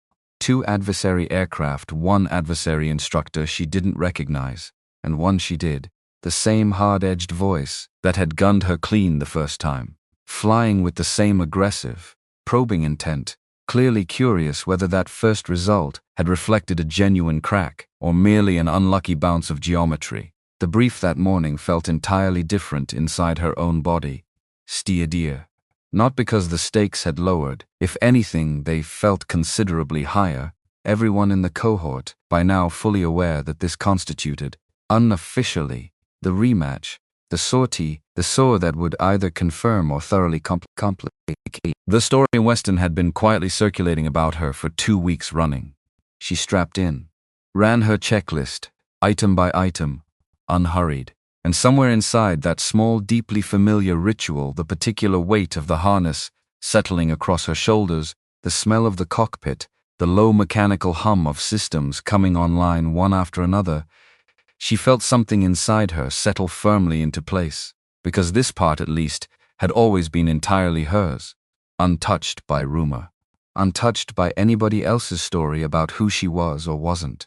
The engagement began the same way it had 4 days earlier. Lead aircraft committing to an aggressive early turn, second contact holding high and wide, patiently waiting for exactly the sort of tunnel vision that had cost her so dearly the first time. She didn't take the bait. She held both contacts steady in her scan, exactly the way Ashcroft had drilled into her full attention. Every single second, no splitting it for anything at all. Not for a rumor, not for a voice in the back row, not for anything that wasn't the actual live geometry unfolding directly in front of her. And when the second contact finally made its move, the precise same move that had beaten her 4 days earlier, she was already there, already turning into it.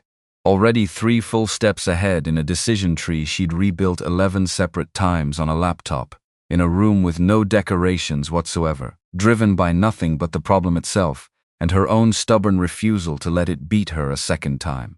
She won it clean, won it in a manner that left the debrief room, once they'd all gathered afterward, considerably quieter than the loss itself had ever managed to make it.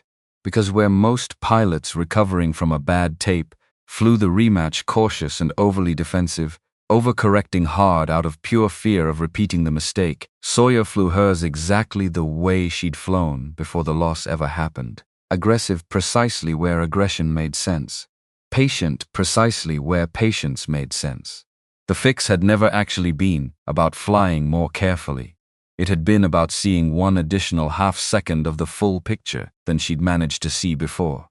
And half a second, in that particular airplane, was the entire difference between everything and nothing at all. The instructor who'd gunned her clean the first time reviewed the second tape in complete silence for a long moment, then finally looked up at her across the debrief table. What changed? Sawyer considered how to answer that honestly, without over-explaining. Ashcroft's spare office, the flat window light, the 11 replays, the 2 seconds of distraction she had finally admitted out loud to someone who knew exactly what to do with that admission once it was spoken.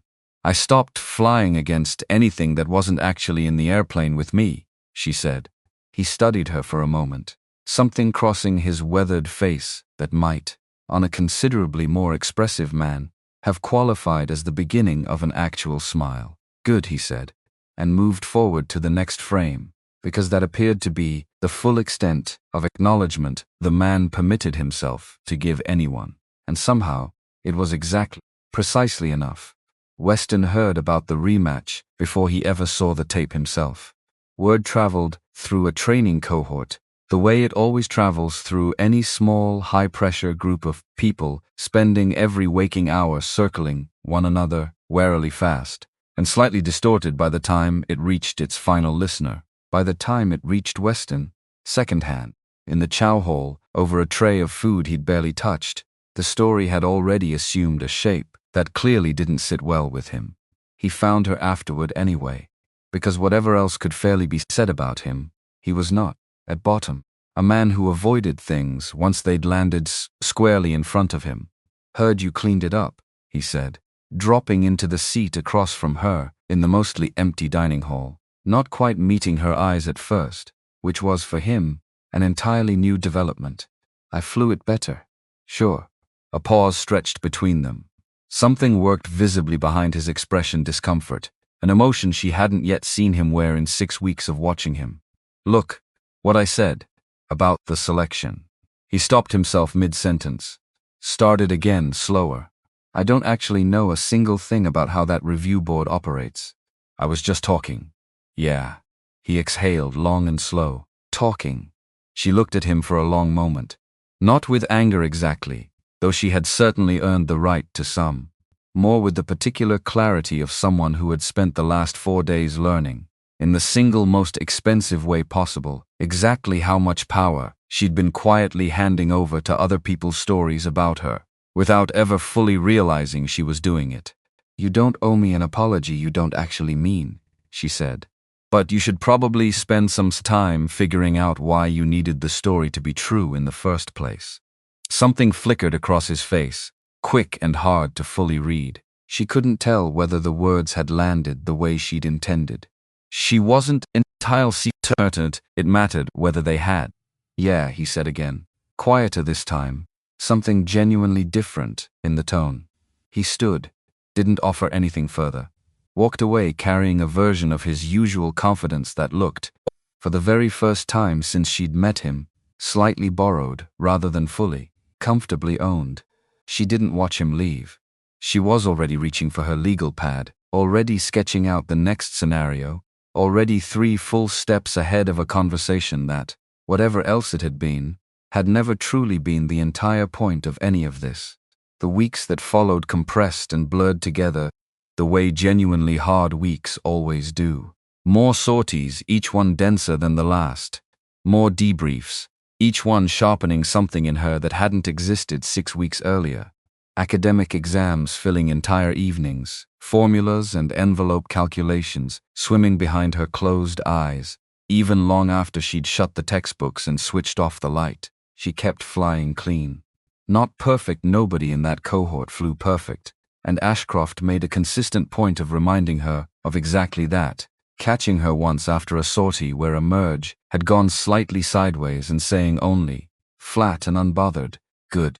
Now you know that failure mode too, in the tone of someone who had made peace with imperfection decades earlier, and fully intended for Sawyer to arrive there considerably faster than decades allowed most people, but clean, honest, fully present every single second in the one place that had ever genuinely asked anything real of her. Somewhere in the 5th week, without her quite marking the exact moment it happened, the instructor cadre stopped treating her as the quiet unknown, who'd walked in carrying a suspicious top score attached to a thin folder. They began instead treating her the way instructors treat pilots.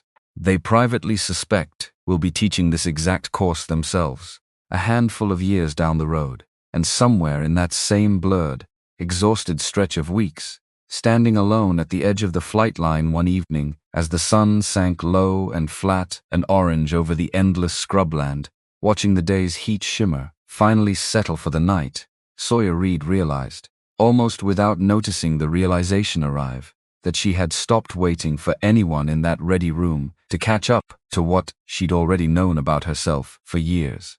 She hadn't needed them to. She only needed to be right, and she was beginning to understand in a way that felt less like relief and considerably more like something sturdier, something closer to genuine certainty, load-bearing and permanent, that she had been right about herself for a very long time indeed. She had simply never let anyone else confirm it out loud. Not yet. That she understood clearly now, watching the light finally fade over the flatlands, stretching endlessly toward a horizon she could no longer quite see, was still coming. The final evaluation was scheduled for a Tuesday. Sawyer knew this the way she knew everything now written down, reviewed twice, a small steady fact anchoring a week that had otherwise stopped feeling steady at all. Because 6 weeks had narrowed down to a single sortie, one graded, high-pressure engagement against 2 adversary aircraft flown by instructors who did not go easy on anyone. Least of all the pilot. Everyone in the cohort had spent a month and a half quietly, privately re-evaluating. She'd stopped sleeping well 3 nights before. Not from fear exactly. Something closer to a low electrical current running beneath everything, the kind of readiness that never quite feels like readiness from the inside. It just feels like your own skin fitting slightly wrong, like a flight suit sized half an inch too small, in places you can't name precisely. She ran the scenario in her head so many times the geometry stopped being geometry at all and started becoming something closer to memory. Merge points, break angles, the particular rhythm of 2 adversary aircraft working together to overload a single pilot's attention until something finally cracked. She would not let anything crack. She had told herself that so many times across 6 brutal weeks that the sentence had stopped feeling like a hope and had started, slowly, becoming something closer to a fact she simply hadn't proven yet. Monday night, Ashcroft found her in the tactics room. Alone as usual by then. Legal pad, laptop, the low electronic hum of the desktop trainer, running a scenario she'd already flown 4 separate times that evening. Go to bed, Ashcroft said, from the doorway, arms crossed. 1 more pass.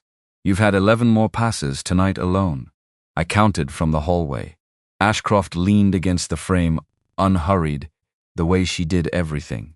You know this scenario better than the instructors flying it against you tomorrow. Sawyer looked up. Doesn't feel that way. It never does. A pause, something almost gentle threaded through it, for a woman who didn't appear built for gentleness under most circumstances. That's not a flaw, Reed. That's simply what caring correctly about something feels like from the inside. Nobody warns you it feels this uncomfortable. Sawyer sat with that a moment. What if I freeze? She said quiet. The kind of sentence she wouldn't have permitted herself to say out loud 6 weeks earlier, wouldn't have allowed anyone within earshot to hear. You won't. You don't actually know that. No, Ashcroft agreed evenly. I don't. Nobody knows that about anybody, until the airplane tells them, and it never tells you in advance. She straightened off the doorframe. But I've personally watched you rebuild yourself from a bad tape once already. Frame by frame. 11 times alone, on your own initiative, with nobody requiring it of you. Most people don't carry that particular capacity inside them. You clearly do. She left before Sawyer could think of anything worth saying back. Sawyer sat alone in the empty room a while longer, the trainer's screen glowing faintly blue against the dark, and then finally, for the first time in 3 restless nights, closed the laptop, went to bed, slept. Tuesday arrived gray and still, the flatlands quiet in that particular pre-dawn way that always felt, to Sawyer, like the whole world holding its breath alongside her. The brief ran 40 minutes, unhurried, methodical. Standard profile, 2 adversary aircraft, defensive scenario, the exact category that had gunned her clean 5 weeks earlier, and that she had since, through 11 replays and 1 unforgettable conversation in a spare office, made thoroughly and completely her own. She walked to the aircraft with her helmet tucked under one arm, boots crunching against tarmac, still cool from the night just passing, and something in her chest settled into a place she recognized well by now. Not calm exactly. Focus. The particular narrowing of the entire world down to one airplane and one job, everything else falling silently away. Pre-flight. Methodical, unrushed. Checklist, item by item. Systems coming online one by one, small green lights blinking to life across the panel in a sequence she could have recited blind, a language only she and the airplane spoke fluently between themselves. Taxi. Takeoff. Climb. The G-force pressing her gently back into the seat. And then the world beyond the canopy opened into that enormous flat sky she had come to know so intimately over 6 weeks, gold light breaking clean across the horizon, the whole cockpit humming with quiet, mechanical readiness that felt, this particular morning, almost like companionship. The engagement began exactly as she expected. Lead adversary committing early, aggressive, testing her from the opening seconds. Second contact, holding high and wide, patient, waiting for a gap in her attention that she had no intention whatsoever of giving up. She held both contacts steady in her scan. Full attention. Every second without exception. 90 seconds in, still clean. 120, clean still, the geometry unfolding precisely the way she'd rebuilt it 11 times on a laptop in a room with no decorations and one window facing empty scrubland. Then, at 140 seconds, something in the airplane changed. Not dramatically. Not with alarms screaming red across the panel the way it happens in films, built for tension rather than accuracy. Just wrong.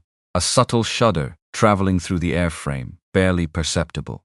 A hydraulic reading dipping lower than it should and failing to fully recover. Something mechanical, something entirely real, happening without warning in an airplane that was supposed to be testing nothing but her mind, never once her machine. Her stomach dropped, cold and sudden, because this wasn't the debrief tape anymore. This wasn't a scenario Ashcroft could pull up on a laptop and freeze frame by careful frame in a quiet office with bare walls and all the time in the world. This was happening right now, in the air, with 2 adversary aircraft still actively closing and a hydraulic system doing something it was never designed to do mid-engagement. For exactly 1/2 second, the very same half second that had cost her everything 5 weeks earlier, she felt the old panic reach up out of her chest, cold and fast, the same insidious voice that had once whispered not a coincidence, the identical distraction that had once split her attention wide open and let a bandit through cleanly. Except this time she recognized it the instant it arrived, named it silently, set it down deliberately, the way Ashcroft had taught her without ever once phrasing it in quite those exact words. The airplane doesn't care what's occupying your head. It only ever cares whether you're paying attention to it. Full attention. Every single second, no exceptions granted. So she paid attention to it. The instrument readouts said one thing. Her hands on the stick, the subtle heaviness, bleeding into the control response, said another thing entirely. The exact same problem from that February sortie back at Ridgeline, resurfacing now with the stakes stacked 3 separate layers deep, a genuine mechanical failure, live adversary aircraft still closing, and a graded evaluation that would follow her for the rest of her career, all 3 arriving inside the same 90 seconds, none of them willing to wait politely for the others. She keyed the radio, her voice flat and level, the same practiced flatness she'd carried into every ready room since her very first Monday at Ridgeline. Fog still clinging to the tarmac behind her. Knock it off. Hydraulic anomaly. Declaring an emergency. Returning to base. The adversary aircraft peeled away instantly, the entire training exercise dissolving around her the way scenarios always dissolve the moment something genuinely real intrudes on them without invitation. And then it was only her, and the airplane, and 100 small, Urgent decisions that had stopped being about tactics entirely and had become, in the space of one breath, purely and simply about staying alive. She ran the emergency checklist from memory, cross-checking every instinct against every gauge, with a discipline she'd built brick by brick across 2 years of reading mishap reports nobody had ever assigned her.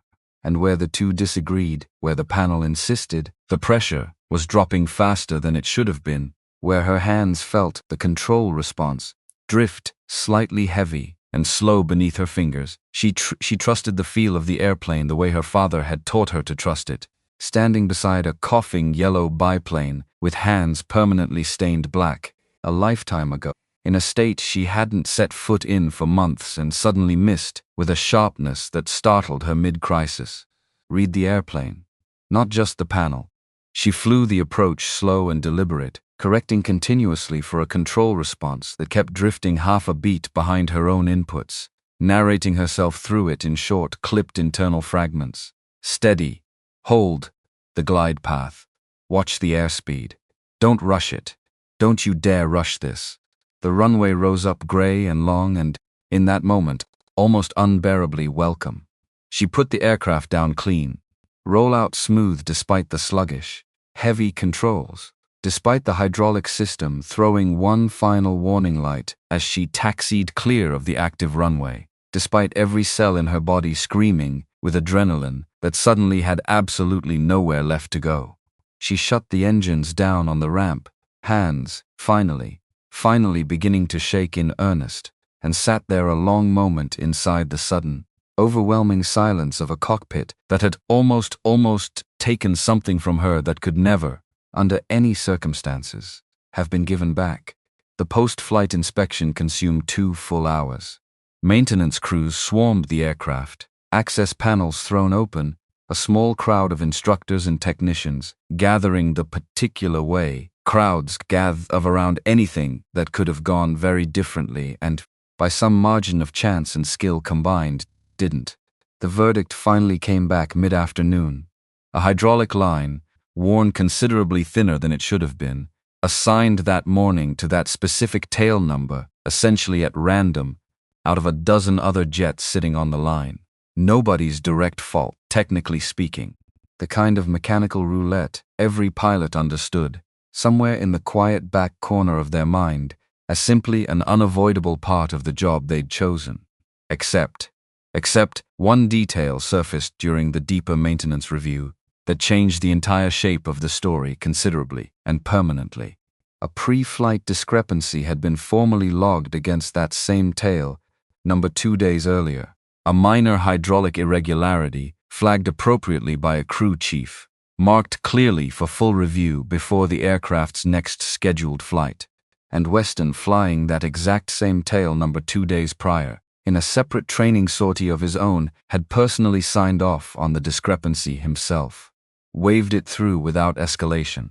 Told the crew chief, according to the official maintenance log, that the reading fell within tolerance and that he simply didn't have time to wait on a full inspection before his own scheduled sortie that morning.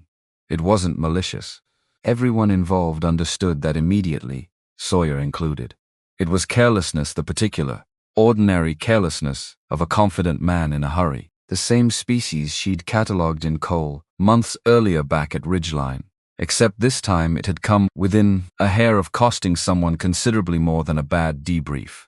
The review board convened the next morning. Sawyer wasn't formally required to attend, but Ashcroft asked her to sit in quietly at the back anyway, for context, which Sawyer understood, without needing it fully spelled out, to mean something closer to as a witness to what real accountability looks like when it's actually carried through.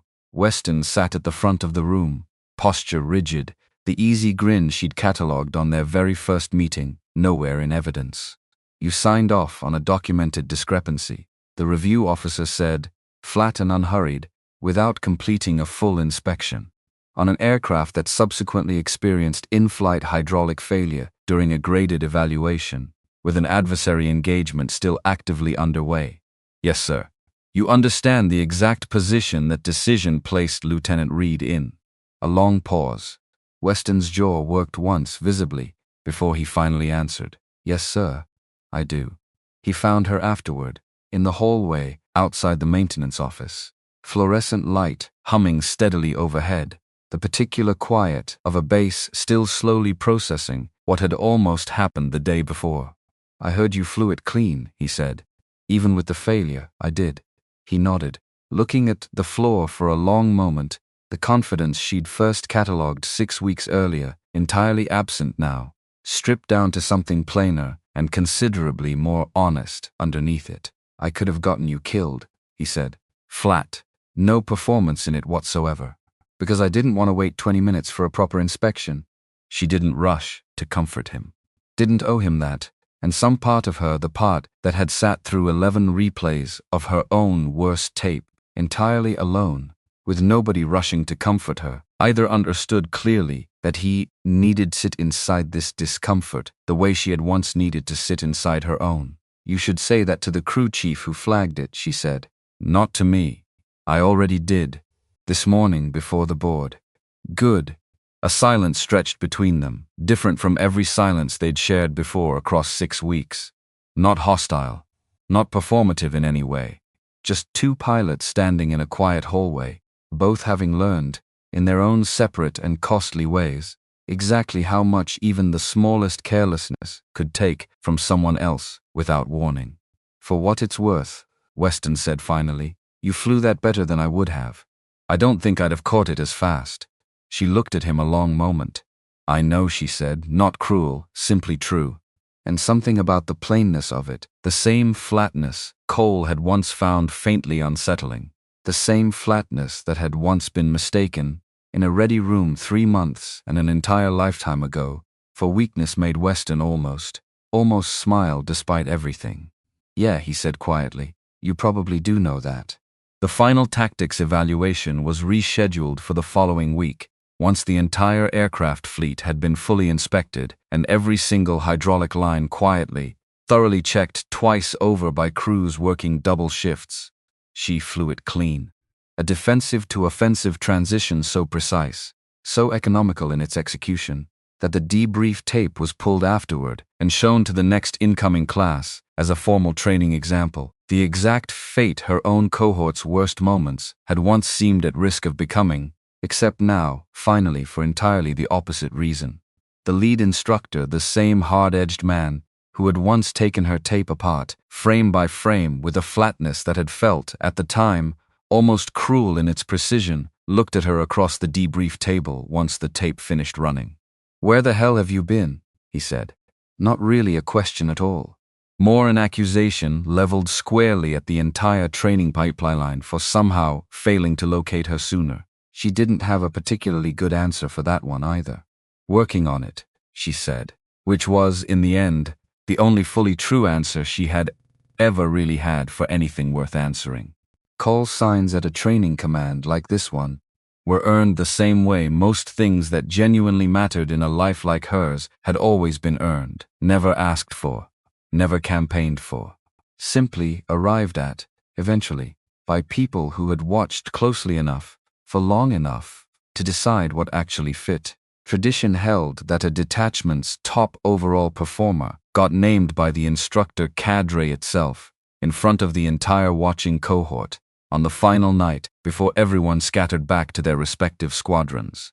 Nobody in that room walked in expecting the quiet pilot from a squadron nobody had ever heard of to be the one standing at the front when the moment finally arrived, except perhaps the instructors, who by then, after 6 weeks of close observation, expected precisely that outcome and little else. The lead instructor stood at the front with a marker in hand, the way he had for every single name called that night before hers, needling pilots good-naturedly about embarrassing moments from 6 brutal weeks, working the room for easy laughs before writing something clever and a little sharp-edged on the whiteboard, the way call signs so often end up being. When he finally reached her, the room went quiet in a noticeably different way than it had for everyone before her. Not amused anticipation, something closer to genuine curiosity, because nobody in that room had a story on her worth teasing. She had never given them one. He looked down at his notes for a long moment. Then he set the marker down without using it at all, and spoke instead. "I've been doing this 11 years, he said. "Named a lot of call signs in that time. Most of them are jokes." A deliberate pause. "This one isn't going to be." He told the room about the merge plan solution from her original selection exam. The 2 separate instructors had already folded directly into their own lesson plans within days of seeing it. He told them about the 4th sortie, the gunned kill, the 11 replays run alone at night, the clean rematch win 4 days later, that nobody but a roommate 200 miles away had known she was quietly working toward the entire time. He told them, finally, about a hydraulic failure at 140 seconds into a fully graded evaluation, and a pilot who had read the airplane instead of the panel, and brought the whole thing home clean regardless. She didn't say 2 words about any of it the entire time she was here, he said. Not because she couldn't have, because she never once needed to. He picked the marker back up, wrote a single word across the whiteboard. No explanation attached to it. None needed. By the time the last letter went down. Ghost. Nobody laughed the way they usually laughed at a brand new call sign. Nobody made a single joke about it. The room full of pilots who had spent 6 exhausting weeks watching each other get picked apart in debrief after debrief, watching one particular quiet woman get gunned clean and come back and win and very nearly lose an airplane and bring it home anyway, sat in a silence that carried actual physical weight to it. The particular silence of an entire room recognizing, all at once, together, that they had been sharing space with someone exceptional the whole time, and simply hadn't fully seen it until it was finally named out loud in front of all of them.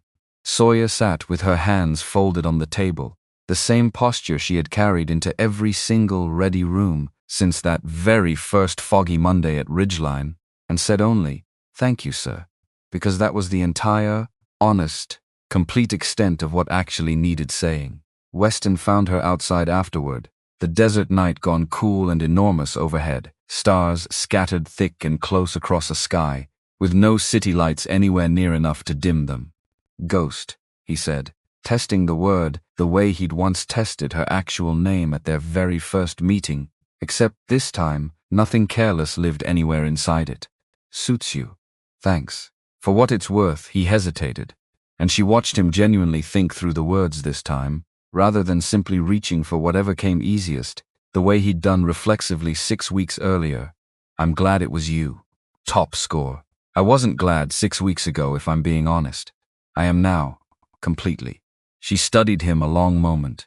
The tall, broad-shouldered confidence that had once struck her as so careless now looked simply human.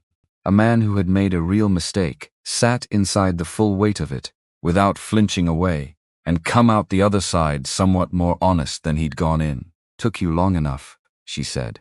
He laughed, genuinely surprised out of himself. "Yeah, fair enough. Can't argue with that." She almost smiled back. Almost. It would do for now. Some things didn't need to be resolved completely to be resolved enough. She flew back into Ridgeline 2 days later. Same sea bag over her shoulder. Same quiet walk toward the same ready room door. Fog hanging low over the flight line, exactly the way it always did. The whole base wrapped in that gray, unhurried California morning she'd first walked into 4 months earlier as a total stranger. Nobody had bothered to look up for. Nobody had told the squadron what happened at the final night ceremony. Sawyer certainly hadn't told anyone herself. But word travels through Naval Aviation faster than most people ever expect it to, and by the time her boots touched the tarmac, half the squadron already knew. This time, when she walked in, people looked up. Cole stood first, which surprised exactly nobody who had watched him over the previous 2 months. Ever since a single 2-ship intercept and 1 break right call had cracked something open in how he'd learned to see her. "Ghost, huh?" he said, something in his voice that wasn't quite an apology outright, but was clearly unmistakably meant as one. Nadia pulled out the chair beside her own without a single word. Gideon, who did not, as a matter of long-established habit, go out of his way for junior officers, nodded once from across the room, which in that particular Economical language meant considerably more than most people's full speeches ever managed to. Sawyer set her bag down, sat where she was offered rather than at the far end of the table, and let the conversation fill in naturally around her the way it never quite had before. 4 months earlier, in this exact same room. The room hadn't changed its walls or its patches or its whiteboard, but it had become, in every way that genuinely mattered, an entirely different room. Piper was waiting in the driveway when she finally made it back to their shared quarters that evening, sitting on the front step with 2 mugs of tea already poured, steam rising thin into the cooling air. "So," Piper said, handing one over as Sawyer dropped down beside her. Ghost. I want the whole story. All of it. Don't skip the hydraulic thing. I heard 3 different versions today, and none of them agreed on how scared you actually were." Sawyer wrapped both hands around the warm mug, looking out at the fading light over the base housing rooftops, the same view she'd left 4 months earlier, feeling like an entirely different, considerably less certain person. "I was scared," she admitted, "for about half a second. And then I remembered somebody telling me the airplane doesn't care what's in your head. It only cares whether you're paying attention." Piper studied her for a long moment, something soft and proud settling across her face. "You sound different." "Do I?" "Stia dear. Like something finally caught up to where you already were." Piper bumped her shoulder gently against Sawyer's. Took the rest of the world long enough. Sawyer allowed herself, finally, an actual smile, full and unguarded, the kind she rarely let anyone see. "Yeah," she said. "It really did." Years passed the way years always do once you're finally too busy actually living inside them to keep narrating every single one out loud as it happens. 2 deployments. A posting as a tactics instructor herself, eventually a job she had never once campaigned for, and was simply, one ordinary Tuesday afternoon years later, offered without fanfare, the offer arriving as unceremoniously as everything else that had ever truly mattered in her career. Piper visited whenever their schedules happened to align, which wasn't often, but often enough that the friendship never quite faded the way some friendships inevitably do when distance and different orbits get involved. They'd sit on whatever porch or patio happened to be available, coffee going slowly cold between them, and Piper would say, nearly every single time, some version of the exact same thing. "I still think about that kitchen table. You telling me you'd put in for it and hadn't told a single soul. I remember.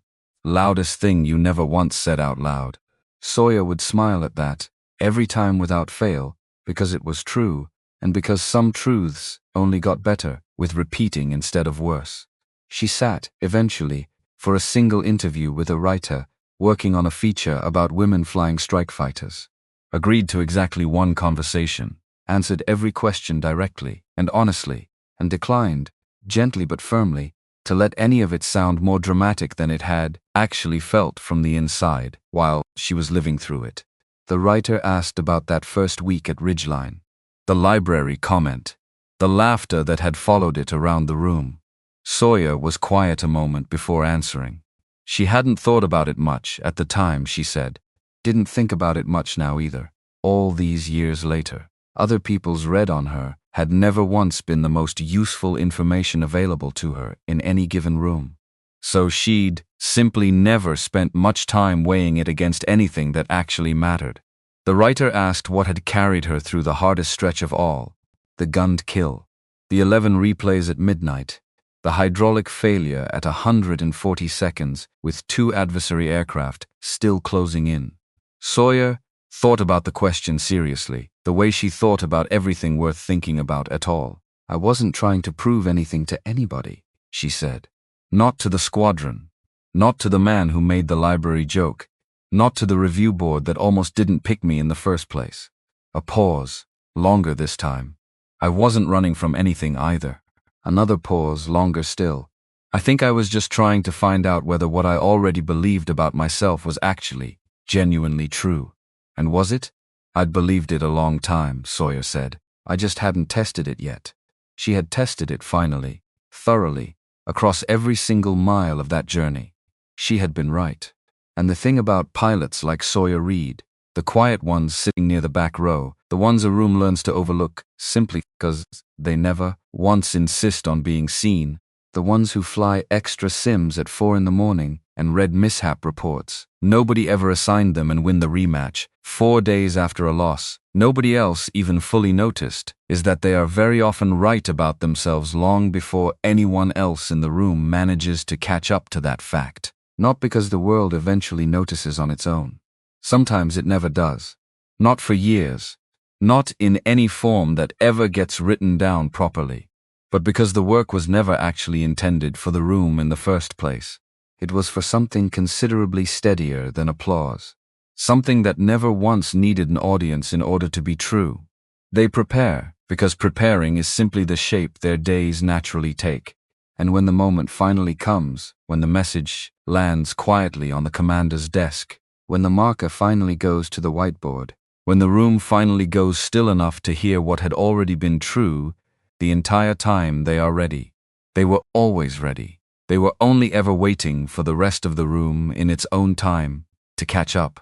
Somewhere back in Idaho, on a stretch of dry, golden farmland her family still worked season after season, an old yellow crop duster sits inside a hangar that leans slightly to one side, wings dusted with the same fine dirt they always carried, waiting for a pilot who no longer needs it to fly anymore, but still comes back to check on it faithfully every single time she's home. Her father says she doesn't say much when she's out there. She just stands beside the wing for a while, one hand resting flat against the cool metal, the way you'd greet an old, quiet friend who taught you something you never once needed to be told twice. Nobody in that particular hangar ever once laughed at her for being quiet.